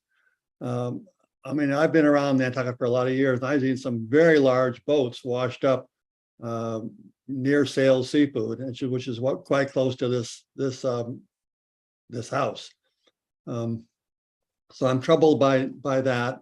Just wave action. You say wave action can't happen there. I don't want to say it will, but I'm not sure I can say never. And I'm still troubled by one section of our wetlands bylaw that says buildings upon areas subject to coastal storm flowage and locations where structures will be subject to storm damage may not be permitted. I have a trouble getting around that one, Paul. Maybe you can help me get around that, but it says may not be permitted. And that's an area where you might get coastal storm flowage. So help me with that. Well, Ian, Mark, you're allowing buildings within the area. It's if you're allowed to build within, your regulations don't not allow you to build within land subject to coastal storm flowage. Well, I was more referring to pool water escaping. That's treated water. It shouldn't be right. You're right next to the creeks, which is a very important resource area for us. I'm just worried about pool water escaping. Yeah. Again, houses can get knocked down, or if they're up high enough, they probably won't, but you never know. I just don't like the concept of pool water going into the creeks. Through the chair, I can answer that question. Again, a pool that would be a standard in-ground pool. Mark, I could see your point. I mean, that's a case where any flood water that hits a standard in-ground pool, the flood water is gonna mix with that pool no matter what. It doesn't have to be much of a storm. It can be a very small storm. In this case, remember, this is all the top of the pool is 2 feet above the flood elevation. So, your standard storm, more than likely, you're not going to see, it's the bottom of it's 1 foot above, top of it is 2 feet above. So again, the intent of elevating this is to address that concern, and also address the concern of past flood waters underneath this. This is approximately 94 square feet. If my math is right here, I'm doing it quick, but 12.5 times, we're talking about a 94 square foot area that makes up this pool. Thank you. Jeff?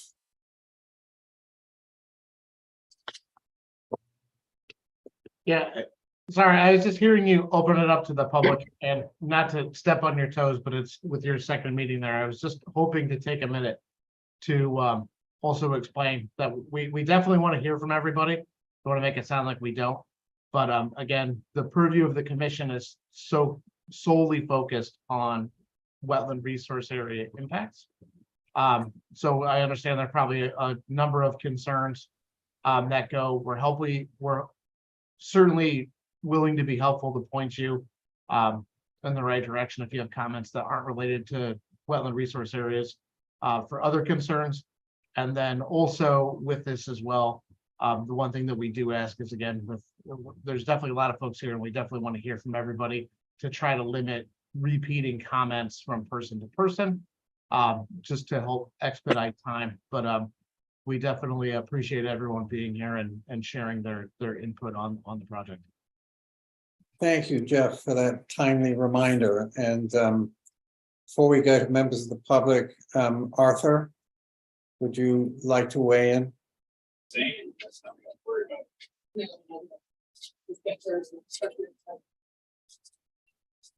I think you're muted, Arthur. Okay. I represent a number of property owners in this vicinity, a number of whom are on the call tonight, who are very much concerned about this proposal. We feel that the performance standards for land within coastal storm flowage cannot be met by this project. Bear in mind, we're not necessarily talking about an ordinary storm, if there is such a thing. We're talking about a major storm event, and that can happen. It undoubtedly will happen at times in the future. And with sea level rise, is more and more likely to happen more often. And the performance standards relating to land subject to coastal storm flowage include that the work shall not reduce the ability of the land to absorb and contain floodwaters or to buffer inlet areas from flooding and water and wave damage. And projects shall not cause ground, surface, or water pollution triggered by coastal storm flowage. In this case, first of all, as proposed, the pool, the structure of the pool, which will be on stilts, as I gather, about a foot above grade, could at any time be ruptured. It could be ruptured by a major storm event. It could be ruptured by mechanical failure. It could be ruptured by any number of things. And I would respectfully submit that the above ground pool is more dangerous than the in-ground pool, because if it ruptures, you're definitely dumping very rapidly a large amount of water from the pool in the immediate area. You also have the point that being only a foot off the ground, I think the helical piles are going to stay in place down 25 feet or whatever it's going to be. But this structure could very readily be ripped off by a powerful storm surge if that were to occur on this property. I think that that's what you need to take into consideration. And I think that the likelihood of the pool, a structure elevated above the ground, being pushed around by wave action, hitting other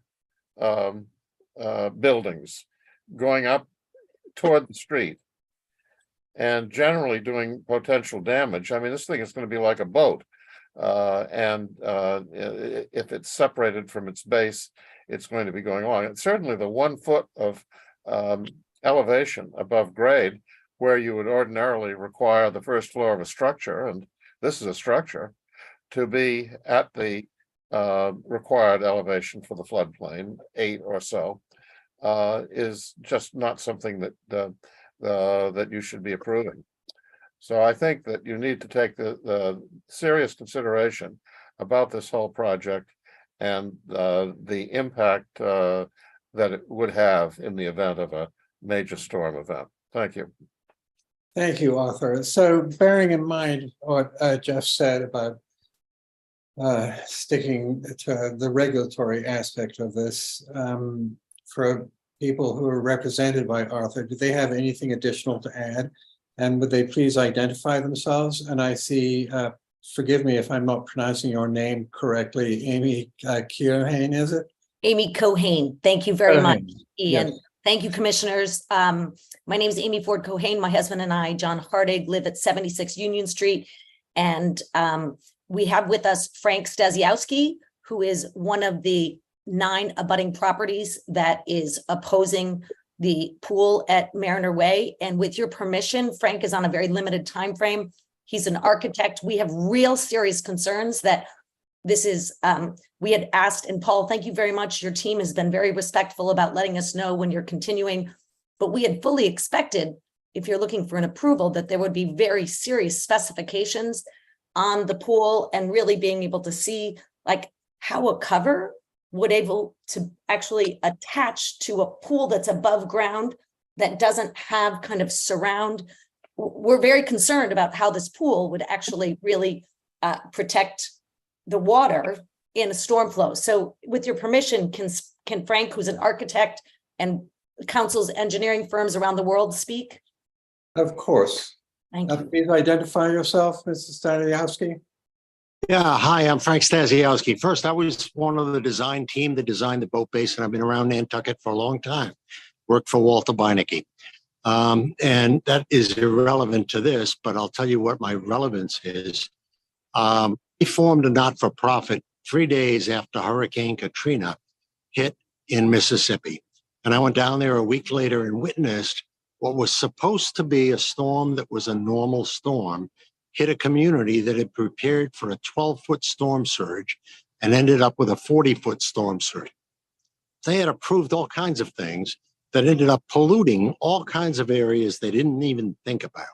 Pools above ground, storage tanks for fuel, chemicals, all kinds of things were all over the ground in Mississippi for a storm that wasn't supposed to be what it was.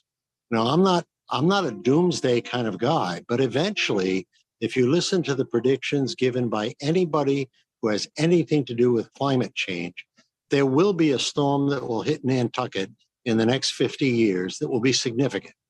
And that storm will rip apart what we've got in these floodplains, whether it's my house, Amy's house, the proposed house, or anything else, sales or anything else. What this developer is proposing is to attach effectively a half full boat. I think we've lost you there, unless it's my end.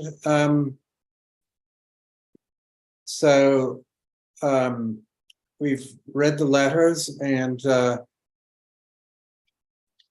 can you hear me now? We can you hear me now? Yes. Thank you. Yeah.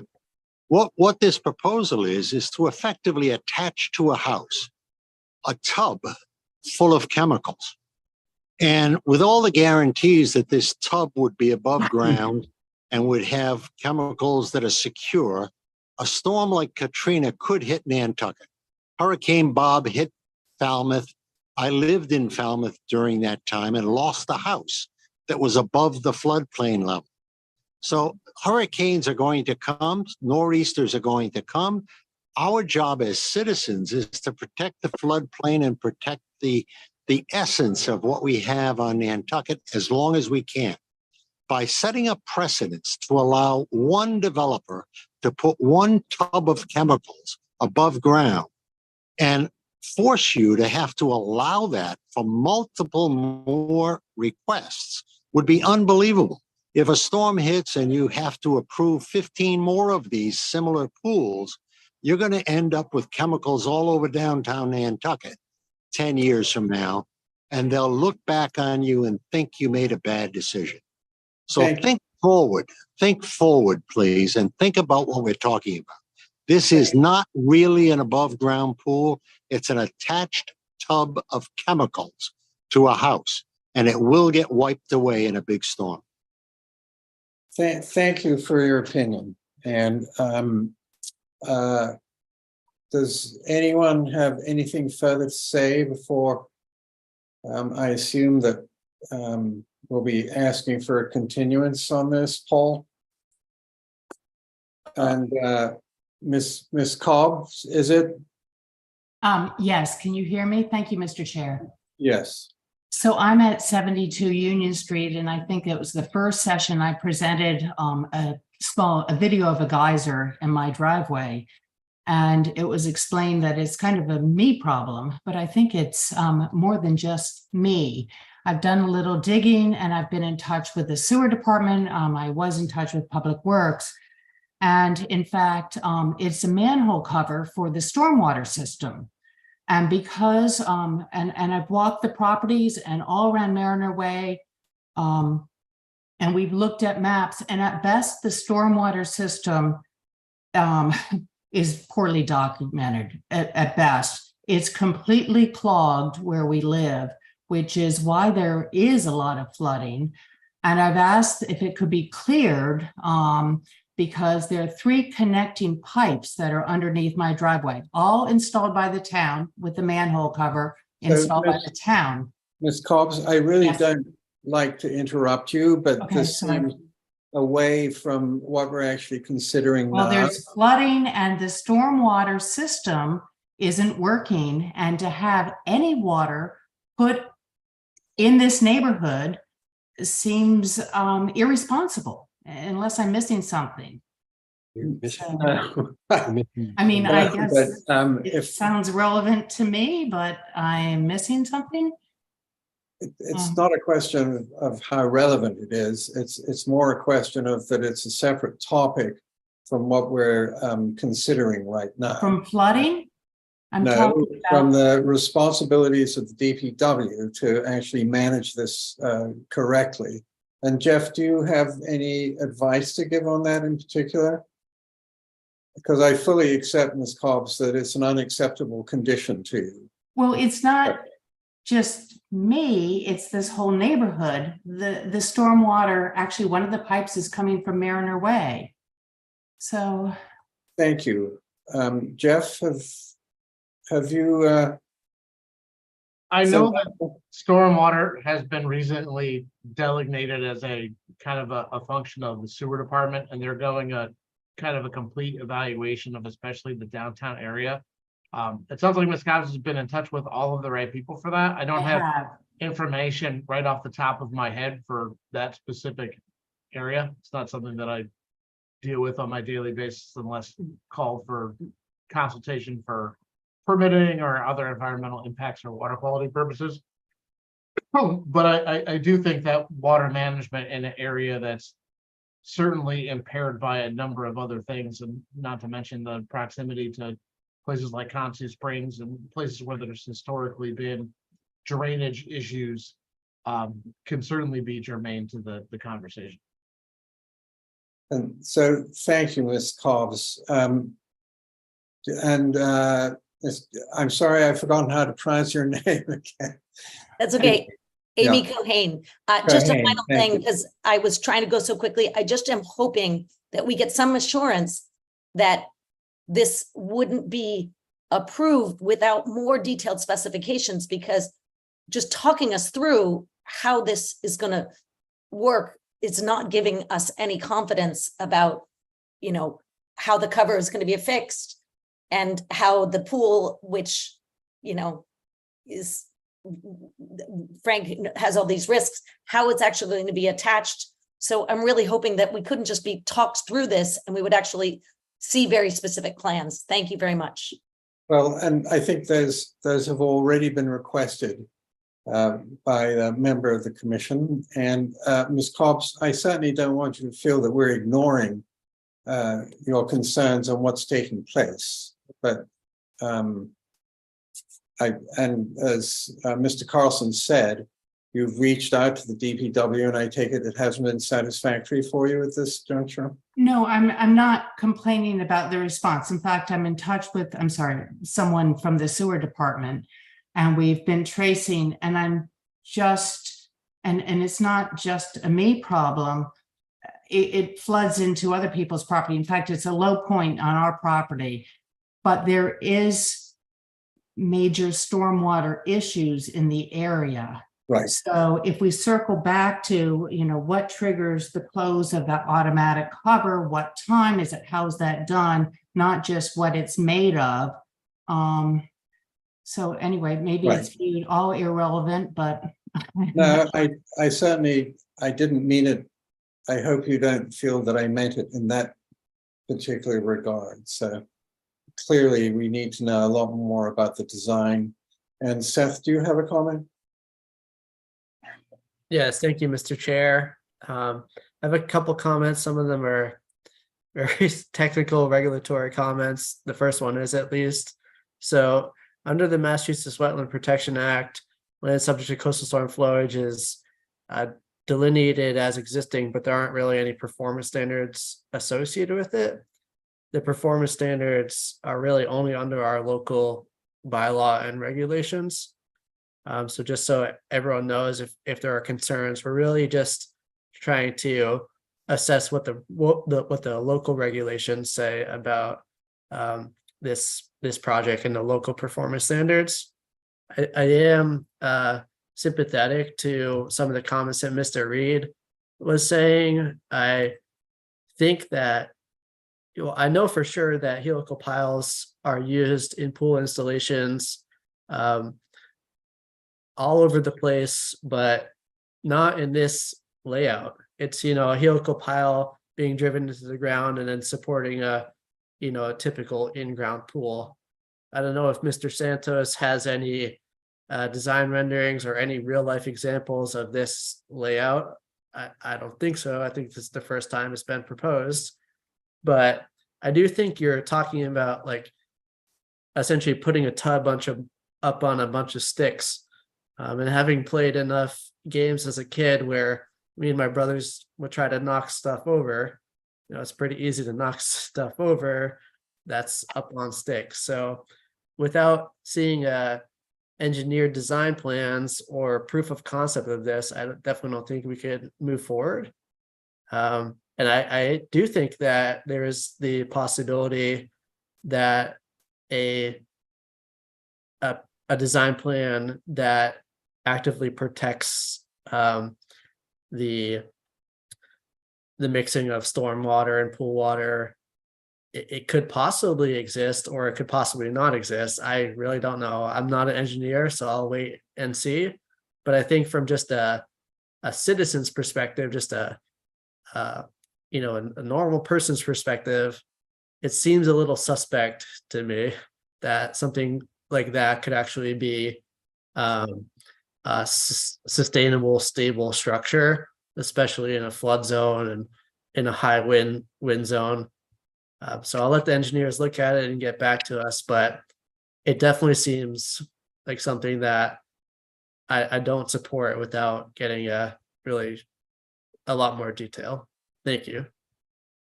Thank you, Seth. Paul? Yes, is everyone's been heard? And Yes, I think there are serious concerns. okay, no, I think at this point, as much as I hate to do this to the commission and all the abutters, I think we'll ask for a continuance and we'll go from there. And to the next meeting, I would at least for now presume. Okay, thank you, Paul, and thank you to everybody who's aired their concerns before us. Thanks. Jeff?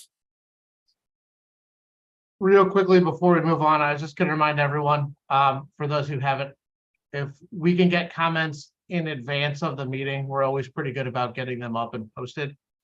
We try to shoot to have everything in like the Friday before the meeting. We understand sometimes it doesn't come in right then. Certainly Monday at the latest, to give everyone at least a couple days to read and review. So this group was really good about it last time, so I'm not really going to worry about it. I just like to remind everybody if there's more comments to try to get it in. Thanks. Thank you. And Ms. Kahane, I promise to pronounce your name correctly next time, so thank you. All right. So moving forward to Johnson at 34 Easton Street. Art? Thank you, Mr. Chairman.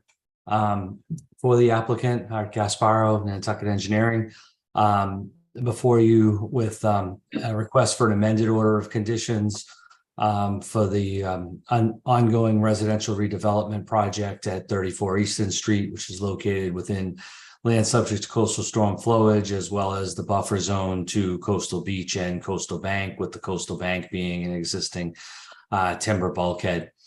Shown in red on the site plan is the proposed curb cut and on-site driveway, and a proposed dry-laid bluestone patio that would go around the house, proposed flagpole, some stepping stones and some planting beds within what is currently existing lawn area. There is a glass fence that currently exists along one half of the top of the bulkhead. maybe it's probably plexiglass or some kind of heavy duty tempered glass. And they're proposing to extend that on the other side where the native space, the other plantings are proposed to hopefully help protect them from some salt spray and, help ensure survivability of those plants. With that, I would believe the project meets all of your relevant performance standards. Again, no change of grade is proposed. And we'd be happy to address any questions or concerns. There's also a more detailed landscape plan that is included. It might be a little prettier, if you will, than my engineer plan. Thank you. Any commissioners' comments? Seth? Thank you, Mr. Chair. I have concerns about two elements. The first is the proposed flagpole, which is a structural element that is being proposed, within the 25-foot buffer zone. I know it's just a flagpole, but it does create it does classify it is classified as a structure based on our regulations. And I think that should be removed to outside the 50-foot buffer. The second is the extension of the glass fence. So I understand that it exists on site where it is today, but that glass fence would also, be classified as a structure. And I don't think we should be permitting extension of structures within 25-foot buffer zones to coastal beach. Really right up against the coastal bank in this condition or in this location as well. And the fact that they're proposing native shrubs, there's tons of salt tolerant shrubs that can handle that salt spray. So I would request they just plant some salt tolerant shrubs instead, or if they want a fence, well, actually I would say here, no fence at all. If it was outside the 25-foot buffer, then we could go with the split rail, but inside the 25-foot buffer, I don't think we should be adding any type of structural element. Thank you. Thank you, Seth.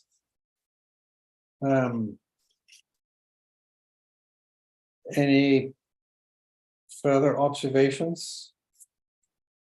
So, Tim? And you're muted. So sorry. Again, a question. There's a lot of bluestone being put around pretty much all around the house. It does have some, I guess it's sort of checkerboard, so it has some permeability. Is there a concern that will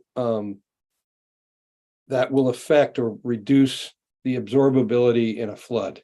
Again, I'm just ignorant about it. I don't know if that's a concern or not. But it's a lot of bluestone and a reduction in permeability. Through you, if I may, Mr. Chair, I suspected that that may be a concern and brought that to the landscape architect's attention, and that's why the note is on the and they modified their design from what they first sent me to have 3-inch grass joints. I know it's maybe small writing, but on both sides of the building to try to break that up and have some permeable area between there. And then he's proposed a somewhat different than your standard subsurface for the bluestone on the rest of the patio to go on what he calls a flexible base, and assures me that it would have some permeability to it. And I can certainly provide additional detail. It sounds like, given Mr. Engelborg, Commissioner Engelborg's comments as well, that I probably will take this back to the team, so I could, maybe get you a cross section, a little more detail on exactly what that base consists of. Thank you, Art. And I think several of us would mirror Seth's concerns. So would you like to continue until August 3rd. Yes, Mr. Chairman, as long as I have an understanding if there are no other comments or on what needs to be addressed, but ultimately, yes. And I don't see any hands raised on the subject. So see you August 3rd. Thank you. Yeah. And then we have 7 Loretta Lane, LLC, 7 Loretta Lane, Mark Ritz. Oh, did you miss me? Did I miss somebody here? I was 17, Loretta, ahead of that one. Oh, sorry. Beg your That's pardon. okay. I just hoping to finish up. Waterfront Pocomo LLC, 17. So we're on the opposite side of the next one that you'll hear. And so we're looking to just, I think, slightly adjust the existing approval that was for the order of conditions that for the redevelopment of this property. Again, we believe overall, you've got significant clear net benefit with the removal of structures which are shown in red, and what we've shown in the magenta color are essentially the landscape designer has made some fine tuning to the approved plan, and almost probably to minor mod, but I think in cumulative, taking all of this, it was best to come to you for an amended order of conditions. And so what I've shown is the proposed edge of lawn in magenta, which again is essentially, especially the areas that are within 50 are mostly within areas that are already lawn area, and there's an approved deck that they're going to make a porch outside of the 50-foot buffer zone and add an 8x8 spa on top of an approved patio. Again, on the south side of the house, a deck to become a porch. The driveway is slightly reconfigured in terms of and it's still all outside of the 25, as opposed to the existing driveway, which goes to the west side of that wetland that's all being removed and restored. So there's a shift of the approved driveway for the proposed location as part of the sort of refined layout, if you will. And again, I believe it all falls within the scope of what's previously been approved. We just really want to make sure that we have everything before the commission and reviewed prior to construction. There's no additional structural elements or that sort of a thing within areas that weren't already approved.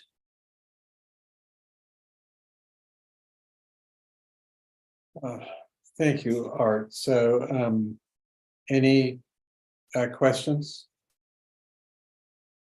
Seth? Thank you, Mr. Chair. I don't have any concerns or questions really about the project as proposed. I would just request that when we issue the amended order, we include all of the standard pool and spa conditions alongside the amendment, so that doesn't get lost through the process. Thank you. Thank you. Would someone like to make a motion to approve an amended order? Joe? Second, Mr. Chairman. Thank you, Linda. So by roll call vote, Mark Beal, Aye. Seth Engelborg, Aye. Mike Mazzarelli, Aye. Joe Plandowski, Aye. Linda Williams, Aye. Tim Brain, Aye. Ian Golding, aye. So moving on to 7 Loretta Lane, LLC, 7 Loretta Lane, Mark Ritz. Evening, Mark Ritz from Site Design.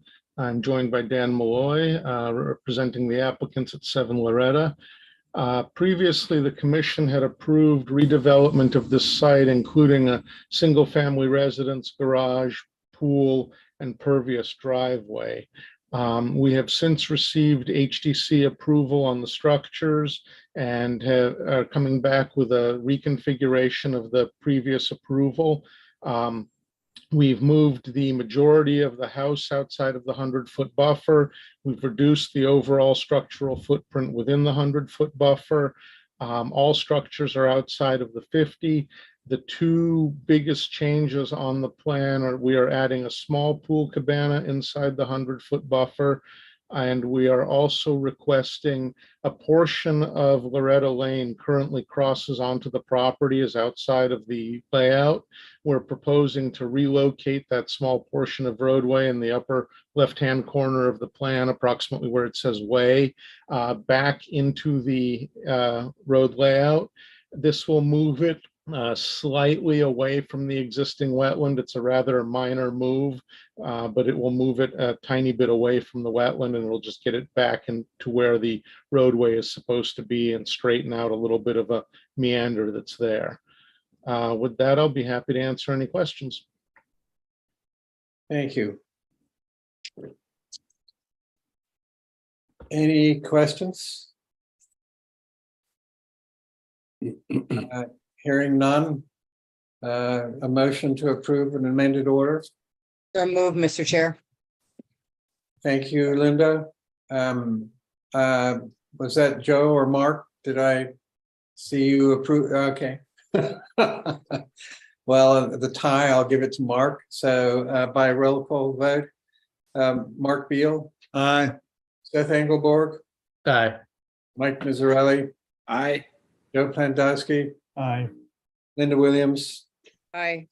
Tim Brain. Aye. Ian Golding. Aye. So that moves us on to requests for a determination of applicability. And Dyson, 16 Aurora Way, David Haynes. David. Good afternoon, evening, depends on where you are, I guess. Morning here. This is a request for determination at 16 Aurora Way for the Dysons. And it's a simple, very simple application. We're requesting to build a solid fence outside of 50 feet along the edge of the driveway on top of a timber landscape feature. There's currently a hedge just on the other side of it on the abutting property that will probably be removed in the construction or in the installation of a path property. And just to maintain the privacy here, they would like to put a solid fence up right next to their driveway down to 50 feet. There's already a landscape timber there. It's going on top of. No work within 50. The bordering vegetated wetland is in back of the house. Very simple, no regrading. We're not proposing to take the hedge out, but the hedge will it's on the abutting property and it probably will be removed. And that is it. And any questions or comments, I'm happy to answer. Thank you. Any questions or comments? Jeff, have you been out there? Yes, we were out there and confirmed the resource area boundaries, and if people are interested, we would recommend a positive 2-way for those and a -3 for the work. Great. So move to approve. So move, Mr. Chair. Linda Williams, Michael Mizzarelli seconding. So by roll call vote, Mark Beal. Aye. Seth Engelborg. Aye. Mike Mizzarelli. Aye. Joe Plandowski. Aye. Linda Williams. Aye. Tim Brain. Aye. Ian Golding, aye. So thank you, David. Thank you very much. Good evening. It's good something. Good morning, good afternoon, good evening. Yeah, it's 1 o'clock here in the morning. So anyway, the Nuneatum 25 LLC, 25 and 27 Nuneatum Avenue. Brian Madden. Thank you very much. Brian Madden from LEC Environmental Consultants, representing the applicant. RDA is being filed to confirm the coastal dune bank boundaries on the property. The southerly portion of the property is occupied by coastal dune, a rolling dune system, typical surfside coastal dune system.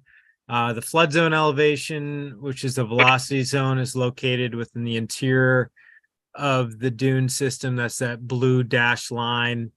And the dune bank boundary is shown by flags 1 through 15.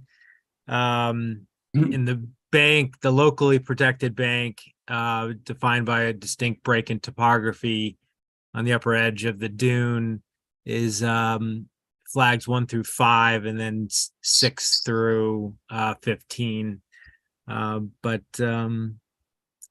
Yep, just seeking confirmation of the dune bank boundary. Thank you. Jeff?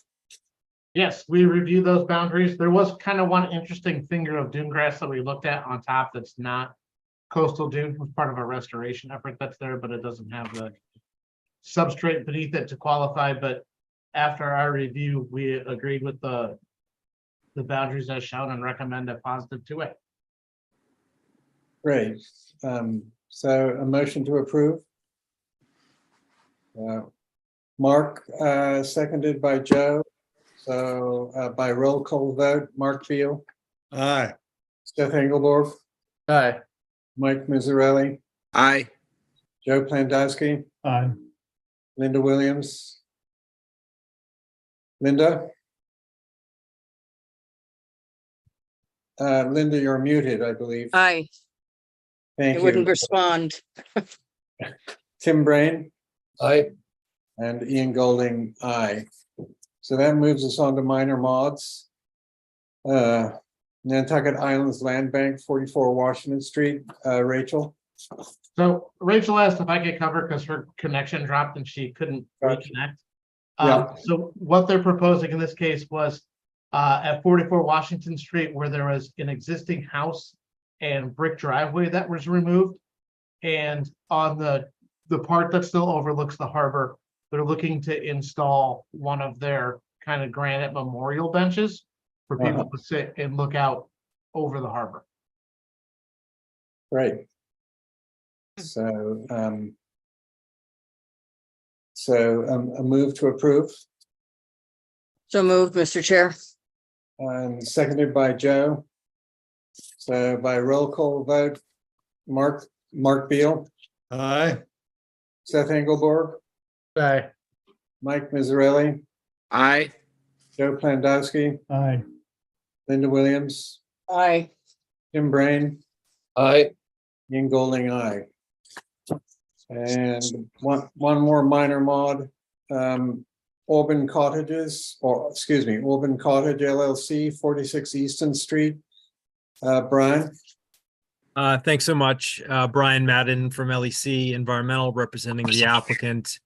The proposed minor mod involves, I'll just review the quick list, reduction in pervious driveway on site, elevating the front cottage called the Cuddy Cottage in place and reconfigure the addition that was approved, reducing the size of the proposed addition to the pre-existing dwelling, and it's now separated from that front Cuddy Cottage. It used to be a connected structure, now it's broken up. There's updated footprint to the new dwelling in the front of the property with decks, and there's a reduction modification of the deck porch to the main dwelling, which previously is a wraparound. It's being reduced in size, with 45 square feet being removed in the 25-foot buffer zone and 88 square feet total being removed in the 50-foot buffer zone to the coastal dune and bank. And the previously approved footprints are shown in red outline in comparison to the latest and greatest. So I'll turn it over to questions. I have to recuse from this. It's a long-standing client. Thank you, Linda. So, Jeff, have you been out there? Yeah, sorry, I was making note the Linda was recusing. Yeah, and we feel that the site is in compliance. And with all the reductions, I think we felt that it was appropriate as a minor mod, but it's certainly up for you guys. Does anybody feel it doesn't qualify as a minor mod? So move to approve as such. Joe, Motion to approve. Mike. Second. So Sandowski moves, Michael Mizzarelli seconds it, and roll call vote. Mark Beal, Aye. Seth Engelborg, Aye. Mike Mizzarelli, Aye. Joe Pandowski, Aye. Linda Williams. Recused. Thank you, Linda. Sorry, my mistake. Tim Brain. Aye. Ian Golding, aye. So. Thanks so much. You're welcome, Brian. So this moves us on to certificates of compliance. Nantucket Land Trust, 3 Baltimore Street. So real quickly, that one made it on the agenda and the original posting. They withdrew that request today. They'd like to keep that order open for a bit longer. It was in compliance, I will say that. But Okay, don't have to hear it. okay. So, and we just continue it to August 3rd? No, they've withdrawn it. So Oh, it's withdrawn, and we Yep. don't need to approve the withdrawal? no, not Okay, for certificates. okay, thanks. So that brings us on to orders of conditions. And you sent those out earlier, right, Jeff? I did. Sorry, I got a little overzealous and I wrote them for everything because it's been a while since I've really written them. So I got on a roll. So, but All right, well, here, I There will it share is. my, okay, so where are we here? we're So on 25. 25 East Lincoln Avenue. Yes. Okay, thank you. So this again was the relocation, renovation and expansion of that dwelling where it was moving a little farther away from that vegetated wetland and still within the flood zone. It does require a waiver for where it's starting from, and then part of it will still be left in requiring that waiver. So we included that under the no adverse impact, no reasonable alternative, as they requested. And other than that, I just had our normal kind of 2 conditions we've been including. Thank you. Any thoughts or observations or? Yes, Seth. Thank you, Mr. Chair. A couple suggestions. One is I'd like us to include that the landing for the set of stairs or stoop, they're calling it, be a pervious surface. And I'd also like us to include our lighting condition, since they are renovating the structure. What's funny is I have all of my orders open and I have that in a couple other ones. So let's just. Sorry, you guys have to bear with me. I'm a little, a little rusty.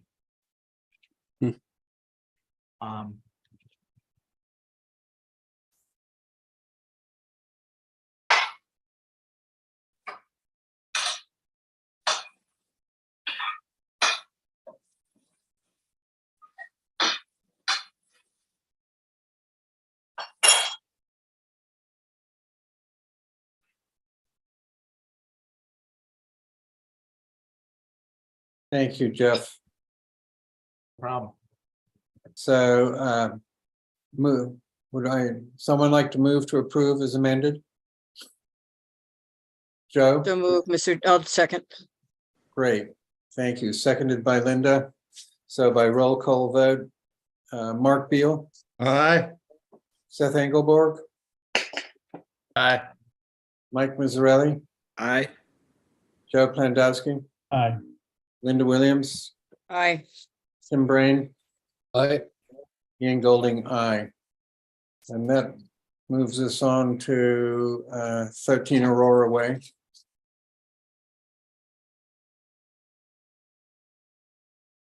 And Jeff, would you like to screen share on that? Thank you.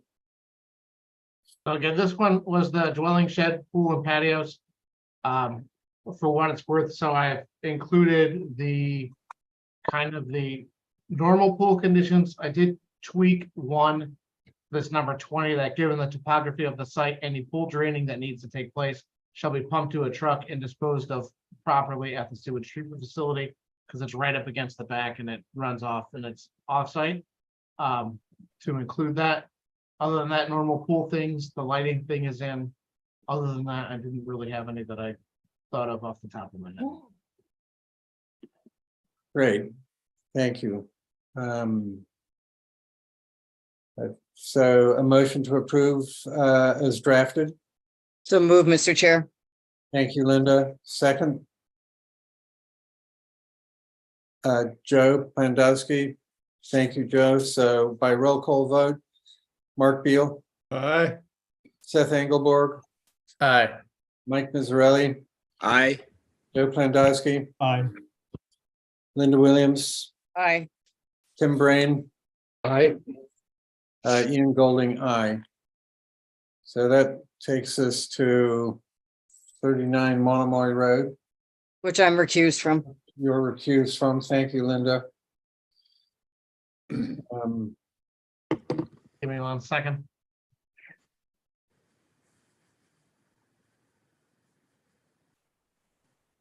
All right. So this is one, just to remind everybody, really the only things within jurisdiction here are some patio and retaining wall. So I have a specific finding that the plan of record also shows the renovation, relocation of the dwelling, installation of a pool, shed, subsurface infiltration, and driveway relocation, but they're all outside. So I don't have our normal pool conditions because it's not within jurisdiction. So I included this number 21, that no discharge of water generated on site shall be allowed to areas within commission jurisdiction. So they can't pump the pool into jurisdiction. They can't put water that they generate in some way into our jurisdiction. Thank you, Jeff. Let's hope they abide by Condition it. things outside of jurisdiction. Right. No additional comments. A motion to approve is drafted. So move, Mr. Chairman. Thank you, Second. Linda. Oh, wait a second. I thought, okay, thank you, Linda. And the second is Mike. Thank you. Oh, yeah. I thought you, Yes, I am. I I'm thought- just thinking, I thought we'd moved past this. okay, thank you. Between the two of us, we'll get through this. So let me rephrase that. Move to approve as drafted. Thank you, Joe. And a second. Thank you, Mike. So by roll call vote, Mark Beal, Aye. Seth Engelborg, Aye. Mike Mazzarelli, Aye. Joe Plandowski, Aye. Linda Williams Aye. is recused. Oh, yes, And, recused. sorry, and It's been a long day. Tim Brain Aye. and Ian Golding, aye. Sorry about that. So that brings us on to the land bank of 321 Pulpus Road. So this was the removal of the man-made The culvert and all the other stuff. culverts, some retaining walls. I kind of mirrored the order from their last project there for just some photo monitoring. I couldn't really think of anything else, to be perfectly honest with everybody. It seemed pretty straightforward, despite the fact that it's there. I mean, some of it's removing like a bathtub with a hose. That's the start of the waterfall. So shouldn't be that hard. So a motion to approve is drafted, please. So So moved. moved. Second. Mark, I think was first, and all right, Linda, I'll give you the second. So by roll call vote, Mark Beal, Aye. Seth Engelborg, Aye. Mike Mazzarelli, Aye. Joe Plandowski, Aye. Linda Williams, Aye. Tim Brain, I, Ian Golding, aye. So 30, Let's see. Yeah, 30 will win it. yeah. So Meisenberg, 30 Walwinet Road. So this was the one that we had talked about before that had kind of that pre-existing condition from SE 483018. So the finding that this satisfies that condition, but then to ensure that it gets done outside of the photo monitoring for the removal of those structures and replantings, I have this 21. That's the applicant shall within 1 year of issuance provide proof of contractors hired to complete the work permitted, including monitoring within the life of the permit. Failure to do so will be cause for the issuance of an enforcement action by the commission to complete the work, just to make sure that it actually gets done. Great. Any further comments? So I can't see everybody's hands here when I asked for a motion to approve. So, all right, now I can see Joe, your hand went up. And to I'll second it, Mike. Mike, thank you.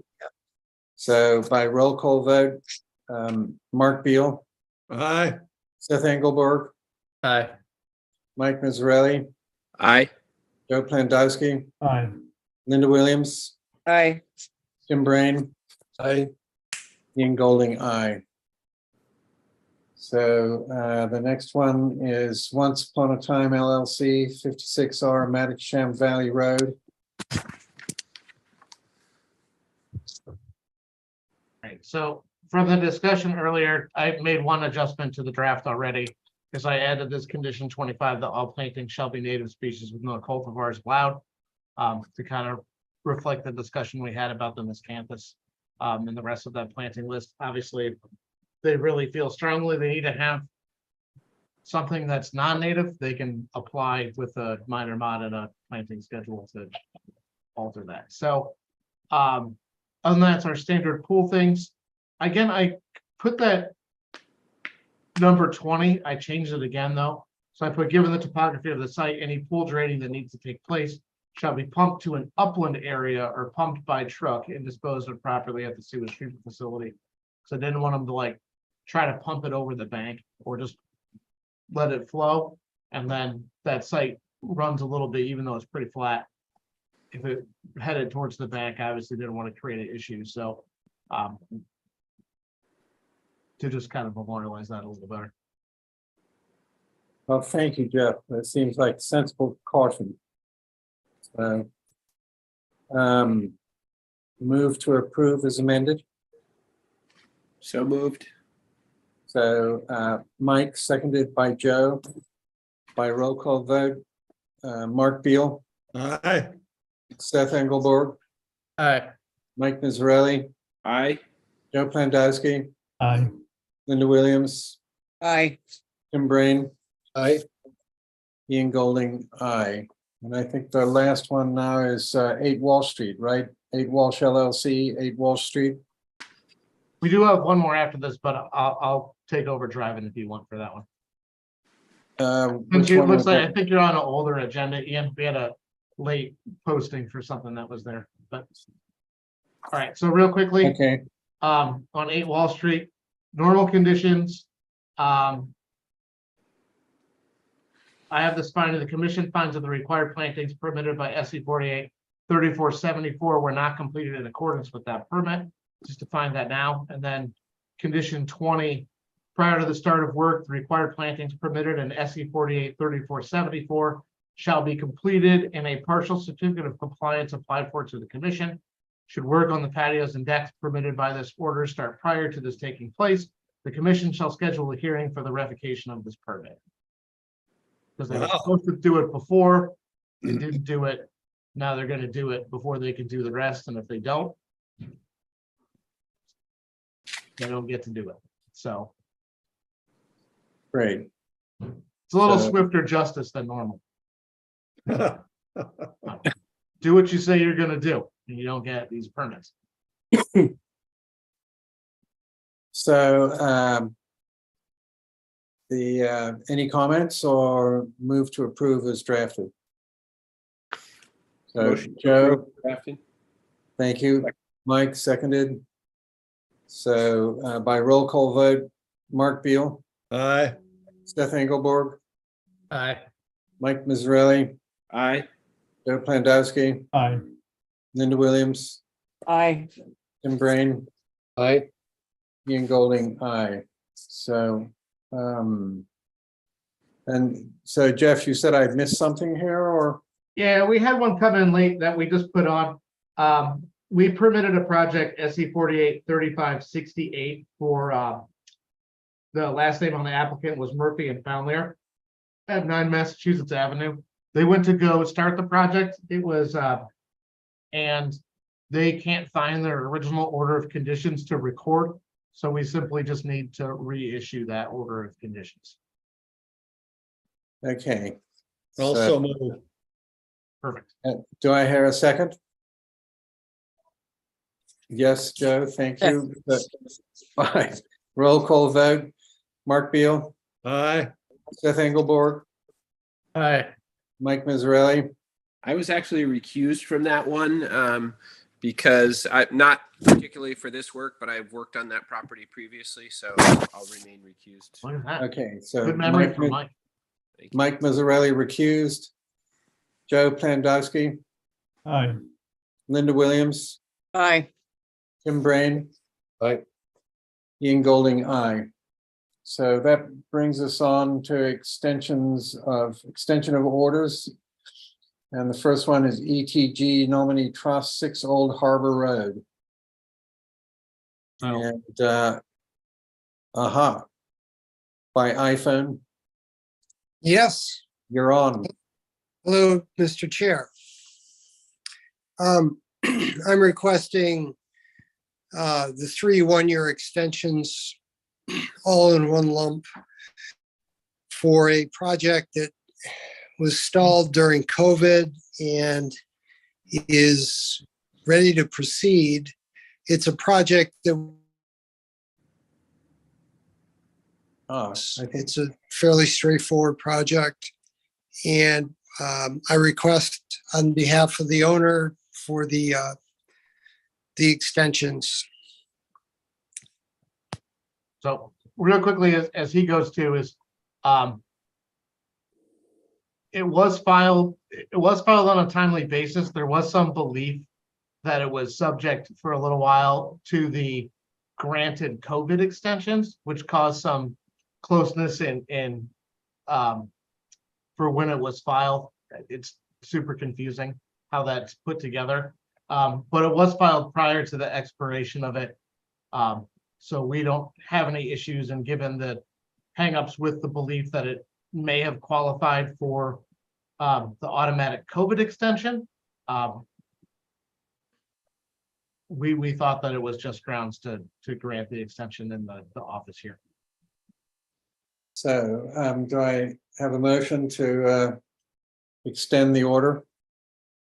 So move, Mr. Chair. Thank you, Linda. Seconded by Seth. So by roll call vote, Mark Beal, Aye. Seth Aye. Engelborg, Aye. Mike Mazzarelli is Aye. accused. Oh, no. No. Sorry, Okay. Mike Mazzarelli. Aye. Thank you. Joe Plandowski, Aye. Linda Williams, Aye. Tim Brain, Aye. Ian Golding, aye. So, and then we have another extension of orders. Thank you very much. You're welcome. Good to see you. Good to see you. The Nantucket Conservation Foundation Pest House Pond. So I excused Karen because she had a conflict, so she couldn't be here. They're requesting a 1-year extension. That's their last extension. This is the order of conditions that was for the management of Pest House Pond, as far as treating things like algae, and doing some other treatments, and also doing some water level management within that. They submitted a pretty extensive report with it. I mean, it's not super long. It is pretty interesting. They are in compliance with their permit and have always met all of their monitoring requirements. Again, so we were happy to recommend granting that last 1-year extension on this permit. Great, thank you, Jeff. So a motion to move the extension of the order. So moved, Mr. Chair. Thank you, Linda. Do I see a second? I'll second it. Thank you, Joe. So by roll call vote, Mark Beal, Aye. Seth Engelborg, Aye. Mike Mazzarelli, Aye. Joe Plendowski, Aye. Linda Williams, Aye. Tim Brain, Aye. Ian Golding, aye. So that brings us on to other business and approval of minutes. There are 3 sets of minutes from March the 9th, March the 23rd, and April the 6th. And has everybody had a chance to read them apart from Tim? Although maybe you just read them out of interest, but. Right. Yeah, I'll abstain on this one, so. Yeah, okay, Joe? I did not have a chance to read them. So perhaps we should postpone the approval until our next meeting. Is that acceptable? Yep. Yes. Okay. So that brings us on to monitoring reports. I think the closest one we had was part of the extension request for, Great. So then enforcement actions, potential enforcement actions, which I think brings us on to Gully Road, right? that's a specific, well, it does. So I resent out that press release for Gully Road. Hopefully everyone got it today. Will had added that last paragraph to say, reach out to our office if you have questions or want some assistance in deciding how to go through that process. Other than that, it's relatively unchanged. So on that basis, does anyone want to make yes, Linda? My only concern, I've said it before, but was putting the name of the person who did it in there. Because you've got Slade's name in there. And I still have a bit of trepidation about that. So Maybe just me. Thank you, Linda. Joe? I have the same issue. We did not cite that individual. His name should not be in there. So I know there was a feeling, yes, Seth? With respect to my fellow commissioners, I feel strongly in opposition. I believe if we look at the history, an enforcement order was sent to that contractor. Jeff, is that correct? Give me 1 second, Seth. I'll answer that question definitively for you. All right. In the meantime, while you look that up, it also, my justification for keeping the name in is, to serve as a reminder or a notice for contractors that read this to know that you need to have proper permits in place before you do any work. And, if you're working in areas that seem like they might be wetlands, you probably should know this, but if you don't, you should ask the property owner to supply you their permits before doing the work. And don't do work without the permits. So that's why I think the name definitely needs to be in there to serve as a reminder others who might try to do unpermitted work. Thank you. So Chairman, can I really quickly respond to that one really quickly? After Joe, if you don't mind. Okay. Yep. I have 2 points to make on that. Please, One Joe, is go if- ahead. if this individual was cited, then I have no problem with his name going in. But if he was not cited, I don't agree that it should go in. The second item is I rewrote this announcement a long time ago. And I did include in here, which it's not in now, that contractors should verify with their whoever's hiring them that they have approval to do what they're doing. And it's not in here. I think that's an important point. Jeff, would you like to address both issues, whether or not he was cited and why it didn't make it into the final draft? I can't answer why it didn't make it into the final draft. I didn't really write it. I only reviewed drafts of it for grammar and things, so I'm not sure why that's the case. I will confirm that we did issue an enforcement order to Mr. Slade. Thank you. So, Linda, do you have anything germane to add, or before I go to Mike? Yeah, I just want to sort of bolster my original trepidation. I think the language that Joe wanted to put in there originally, which said, don't do it. This is what's going to happen. You should check before you do stuff. Without naming the person, I think the point can be made without naming naming him in particular. Thank you. Mike? Thank you, Mr. Chair. Ian, I'm sorry. Joe was using the term cited.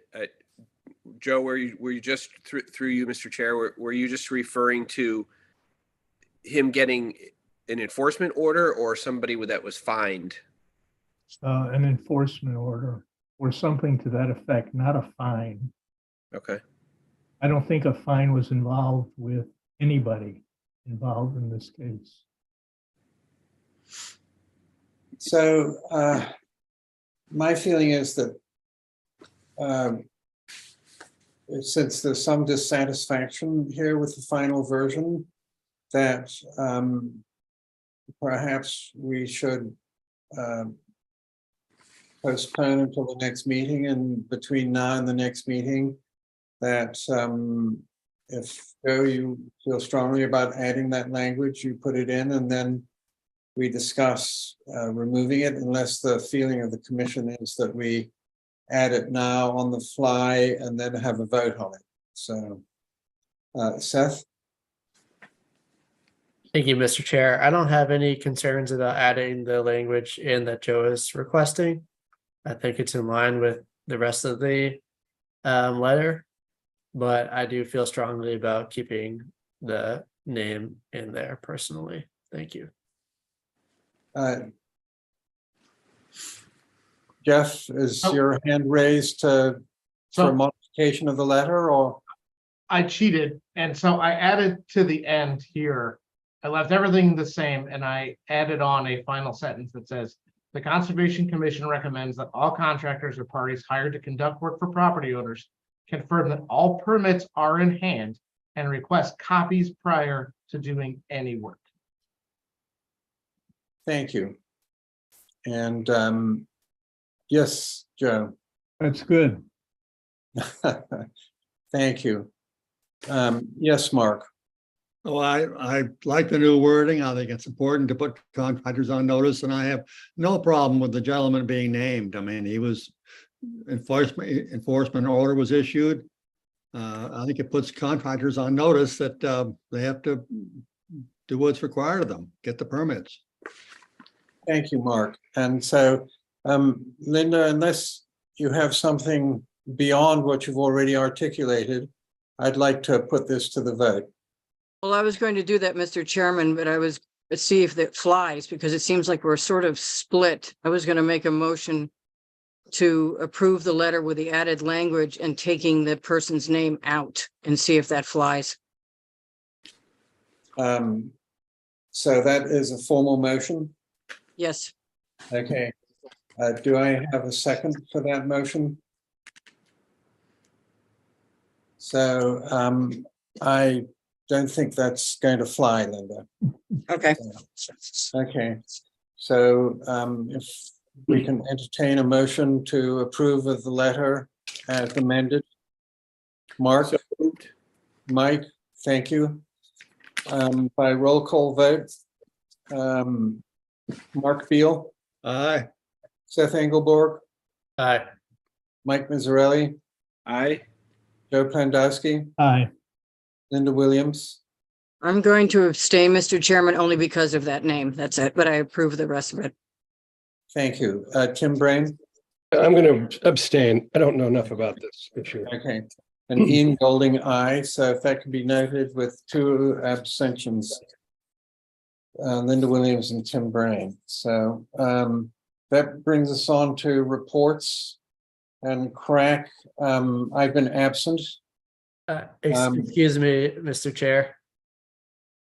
Please, that's correct. Yeah, thank you, Seth. So what do you have to report? No, I'm asking if we could go back to enforcement actions, potential enforcement actions for a second. I apologize. And Linda, is your hand up or? is that- I have to take my son to the movies. And Okay. I'd like to stay on the harbor because I'm the chairman of the harbor plan, but I support everybody else who wants to stay on where they are. So I just throw that, oh, hold on. I just want to throw that out there because I have to take him now before he has a heart attack. Can we do the committee appointments real quick and then we Yeah, can go back to? So Linda. Yeah. Give him CPR for 30 seconds while we do the committee appointments, all right? We'll see if that works. Okay, and so I'd like to step off crack at this point, and I wonder if Tim, if you'd have any interest? Sure. Okay, great. Great. So, and it's been very interesting and I've learned a great deal and I hope my input has been a help, but I think it's time to step down. And Tim, thank you very much. And Yes. CPC is Mark. I've enjoyed being on it. I'd like to be reappointed if possible. Great. And NP and EDC, Seth? I will continue serving if the commission sees fit. Great. And Harbor Plan, Linda? Yep, great. The offshore wind work group. I'm sorry, my memory's failing me. Joe. That's Joe, Joe. right? Yeah, Joe. Joe, Okay. stay on. Okay, great. So, so good. I'll make a So- motion, Mr. Chair, for those nominees to remain on there or become members of those committees. Great. And a second? Second. Great, Mike, thank you. So by roll call vote, Mark Beal, Aye. Seth Engelborg, Aye. Mike Mazzarelli, Aye. Joe Plandowski, Aye. Linda Williams, Aye. Tim Brain, Aye. Ian Golding, aye. Thank you. Have a great weekend, everybody. It's supposed to be the first sunny weekend since May, by the way. Okay. Bye, Linda. Back to enforcement actions and Seth. Yes, thank you, Mr. Chair. And I was just wondering if the staff could take some time in the upcoming days to go look at 21 Meter Street. I know that was a subject of a permit with much discussion recently. I went past there the other day and it seemed like there could have been some activities taking place that weren't permitted. I didn't have the exact project plans in front of me, but if you could just go and give that a check, I'd appreciate that. Yeah, I actually have a meeting down at the hatchery tomorrow, so I can go before or after that. Great. Thank you, Jeff. Thanks, Seth. So that then brings us to reports. And as I said, I haven't attended crack because I've been away. And CPC, Mark? We had our annual meeting. We had 3 speakers: Sustainable Nantucket, affordable housing, and one more. Just reporting on what they're doing and how CPC has helped them, which is substantial. And then had our normal business meeting of approving some funds being distributed. And that was it. Thank you. NP and EDC, Seth? Thank you, Mr. Chair. We did meet on Monday. I don't believe there was anything super germane to Concom jurisdiction, but we had the meeting. Great. And so Joe, what's the scoop? I can also pinch hit for Harbor Plan if you want. Oh, thank you. Yeah, Jumped off since I'm on that committee as well. Right. There's been a lot of great progress that on the Harbor Plan Update Committee. There's been some engagement with the public at the State of the Harbor and the Clean Water Coalition events that were just taking place in July. We also have a online survey accepting or requesting public feedback on the Harbor Plan Update Committee's purview. Jeff, could you send that out to all the commissioners here? And all of you, I'd request that you please distribute widely to your network, since the people on this committee can only do so much.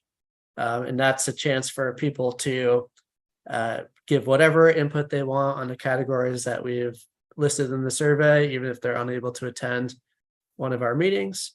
We do have another public meeting planned for August, or in planning for August, so there'll be another or potentially two more in-person engagement events later this summer, and you can contact Jeff or the rest of the Natural Resources Department staff for more information on that. Thanks. Great. Thanks, Seth. And Joe, finally. Until this morning, I had nothing to report. However, about midday, I got 2 tomes that were emailed to me on a submarine cable connector that may impact habitat, marine life, and whatever. I need to get into it to find out what in the world's going on. So at the next meeting, I'll have a 2-second report. Great. Well, thank you. It certainly has been controversial in some ways. So then we come on to discussion of in-person remote meetings. Jeff, would you like to flesh that out, or is it just straightforward? I'll flesh out a little bit. So we've been getting some requests back in the day when we weren't sure if remote meetings were going to continue or not. We booked up the community room at the police station for our Thursday meeting times. And now they are asking if we can release those times, or if we want to use those times for the rest of 2023. And I said, I don't know, I'll ask. So just throwing it out there as a topic. We can stay remote, we can try hybrid, we can go in person.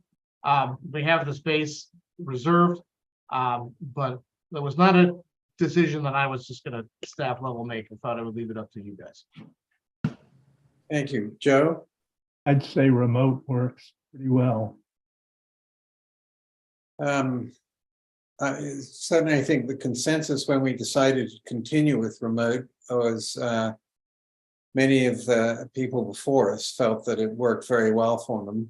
I mean, without putting words into their mouths, it seemed that was popular. Yes, Mike? Thank you, Mr. Chair. I would say when that came up last time, I wouldn't say I was a naysayer, but I was concerned about it because I had seen Conservation Commission meetings in the past in person, and that's the way I sort of had shaped my brain to function for it. But this is convenient, and so I would say, for my vote, stay remote. Thank you. And Mark? A question for probably Jeff, but how long will this be legal to have remote meetings? Which, I mean, I find them very convenient, but is it going to be legal forever? Talk to your state representative, have him keep that provision going. It's good for at least another year. I know they're trying to find a way to legalize at least hybrid meetings in permanence. I don't know if pure remote, but I think everyone in the Commonwealth has found some use of the ability to have remote and hybrid meetings. And it would be a shame to give it up because we can't figure out a way to get the legislation passed. I mean, it's been very convenient. Look at Ian at 2 a.m. in Scotland, and I was in Los Angeles for a couple of meetings, and I mean, it's been very convenient. Yeah. And Seth's on so many committees, he needs it. Congratulations, Seth. That's a big commitment. Right? Some of those committees meet in person. I have no issue with in-person meetings. I mean, I was on the commission, we met in person in the past, but I do think it's a lot more straightforward and simpler and easier to access via the remote setting. And also not to go out of our way to make life easier for project representatives, but I am aware some of them live and work off island, so it's a more accessible form of participation for them as well. Thank you. Well, I'm the new guy, so whatever you guys want to do works for me. Well, thank you, Tim. So I think there's general consensus to keep it the way it is at the moment. All right, so no one objects if I let them have those room spaces then? Right. No? All right. Are they gone forever, Jeff? No, I think they only had a conflict with one, but they asked, so I said, I'll check. And I checked. Great. So that brings us on to commissioners' comments. Congratulations on your first chair, Ian. Sorry? I said congratulations on first official chairing. Went smoothly. Well, thank you, Michael. Thank you for ignoring a couple of hiccups there. I had thought we would be on till at least 10 o'clock tonight, so. You didn't nod off either, Ian. Very impressive. It was close for a couple of minutes there, but so thank you for doing it I didn't realize you were I would have trouble staying awake at that point. Oh man, I would have had zero chance.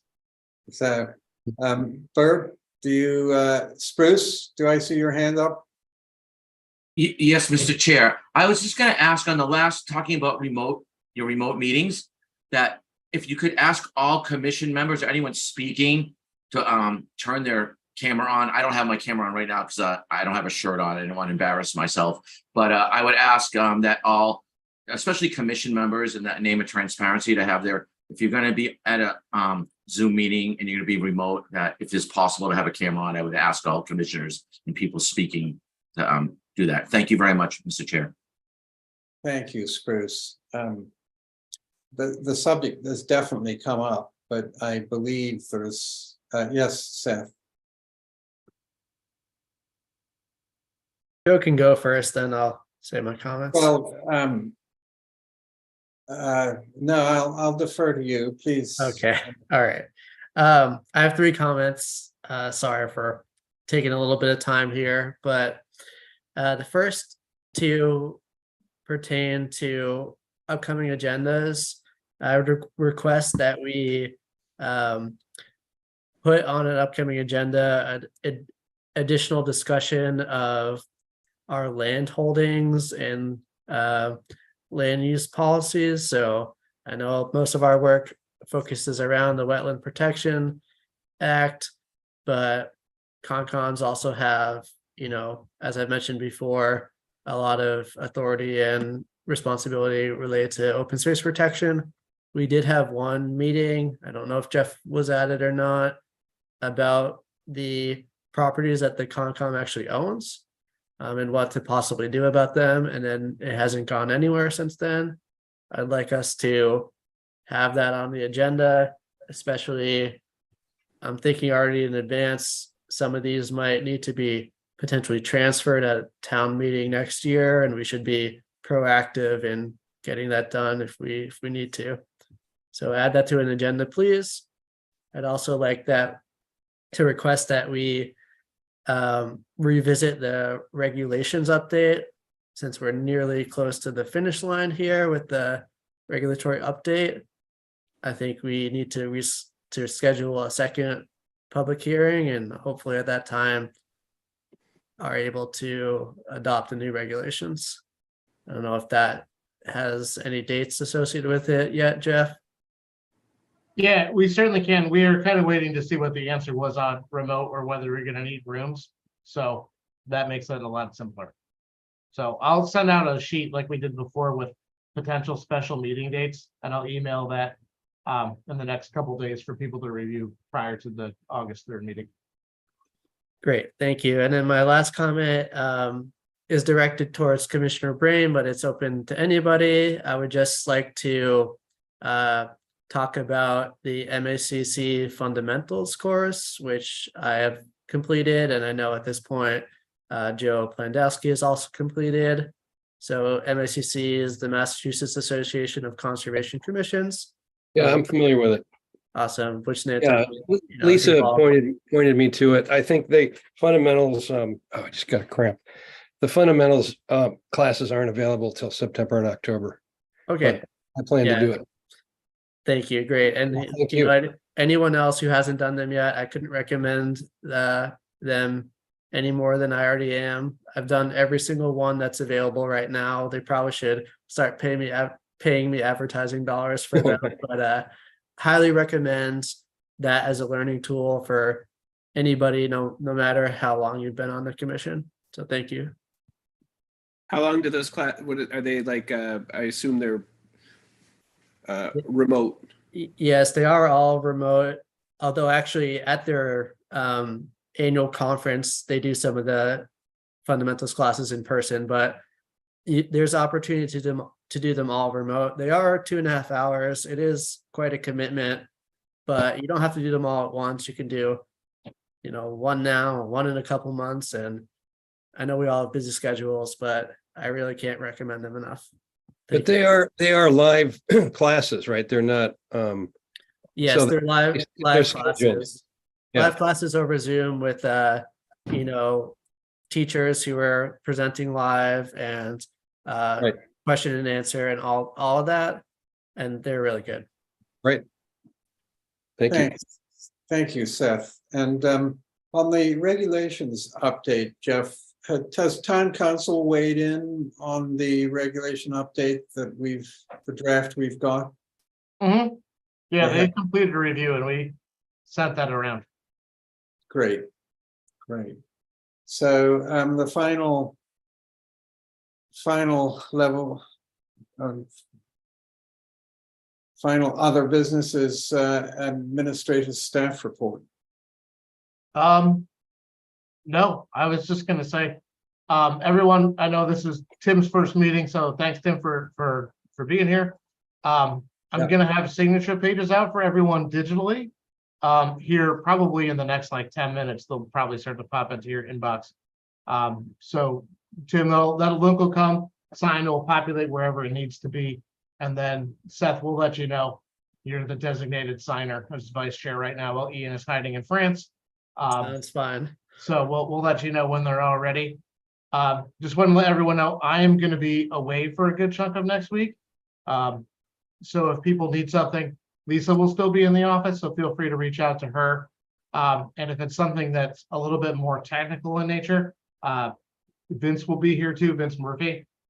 He may be able to help as well. So Hey, Jeff, what is it that we'll be signing?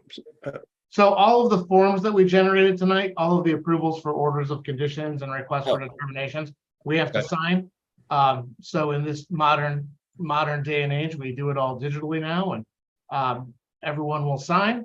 And we have to, since they get recorded, the registry requires one actual ink signature. So it's typically been the chair, and since he's away, vice chair gets to do it, and the rest of you guys can all do it from the comfort of your own home. Great. Well, on that note, welcome aboard, Tim. And would you like to make a motion to adjourn? Okay, I guess Yeah. Mark. Motion to adjourn.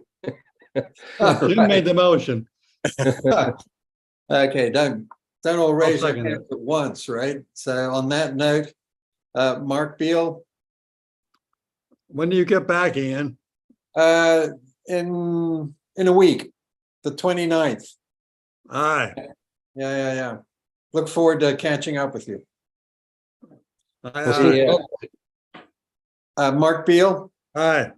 Seth Engelborg. Aye. Mike Miserelli. Aye. Joe Plandowski.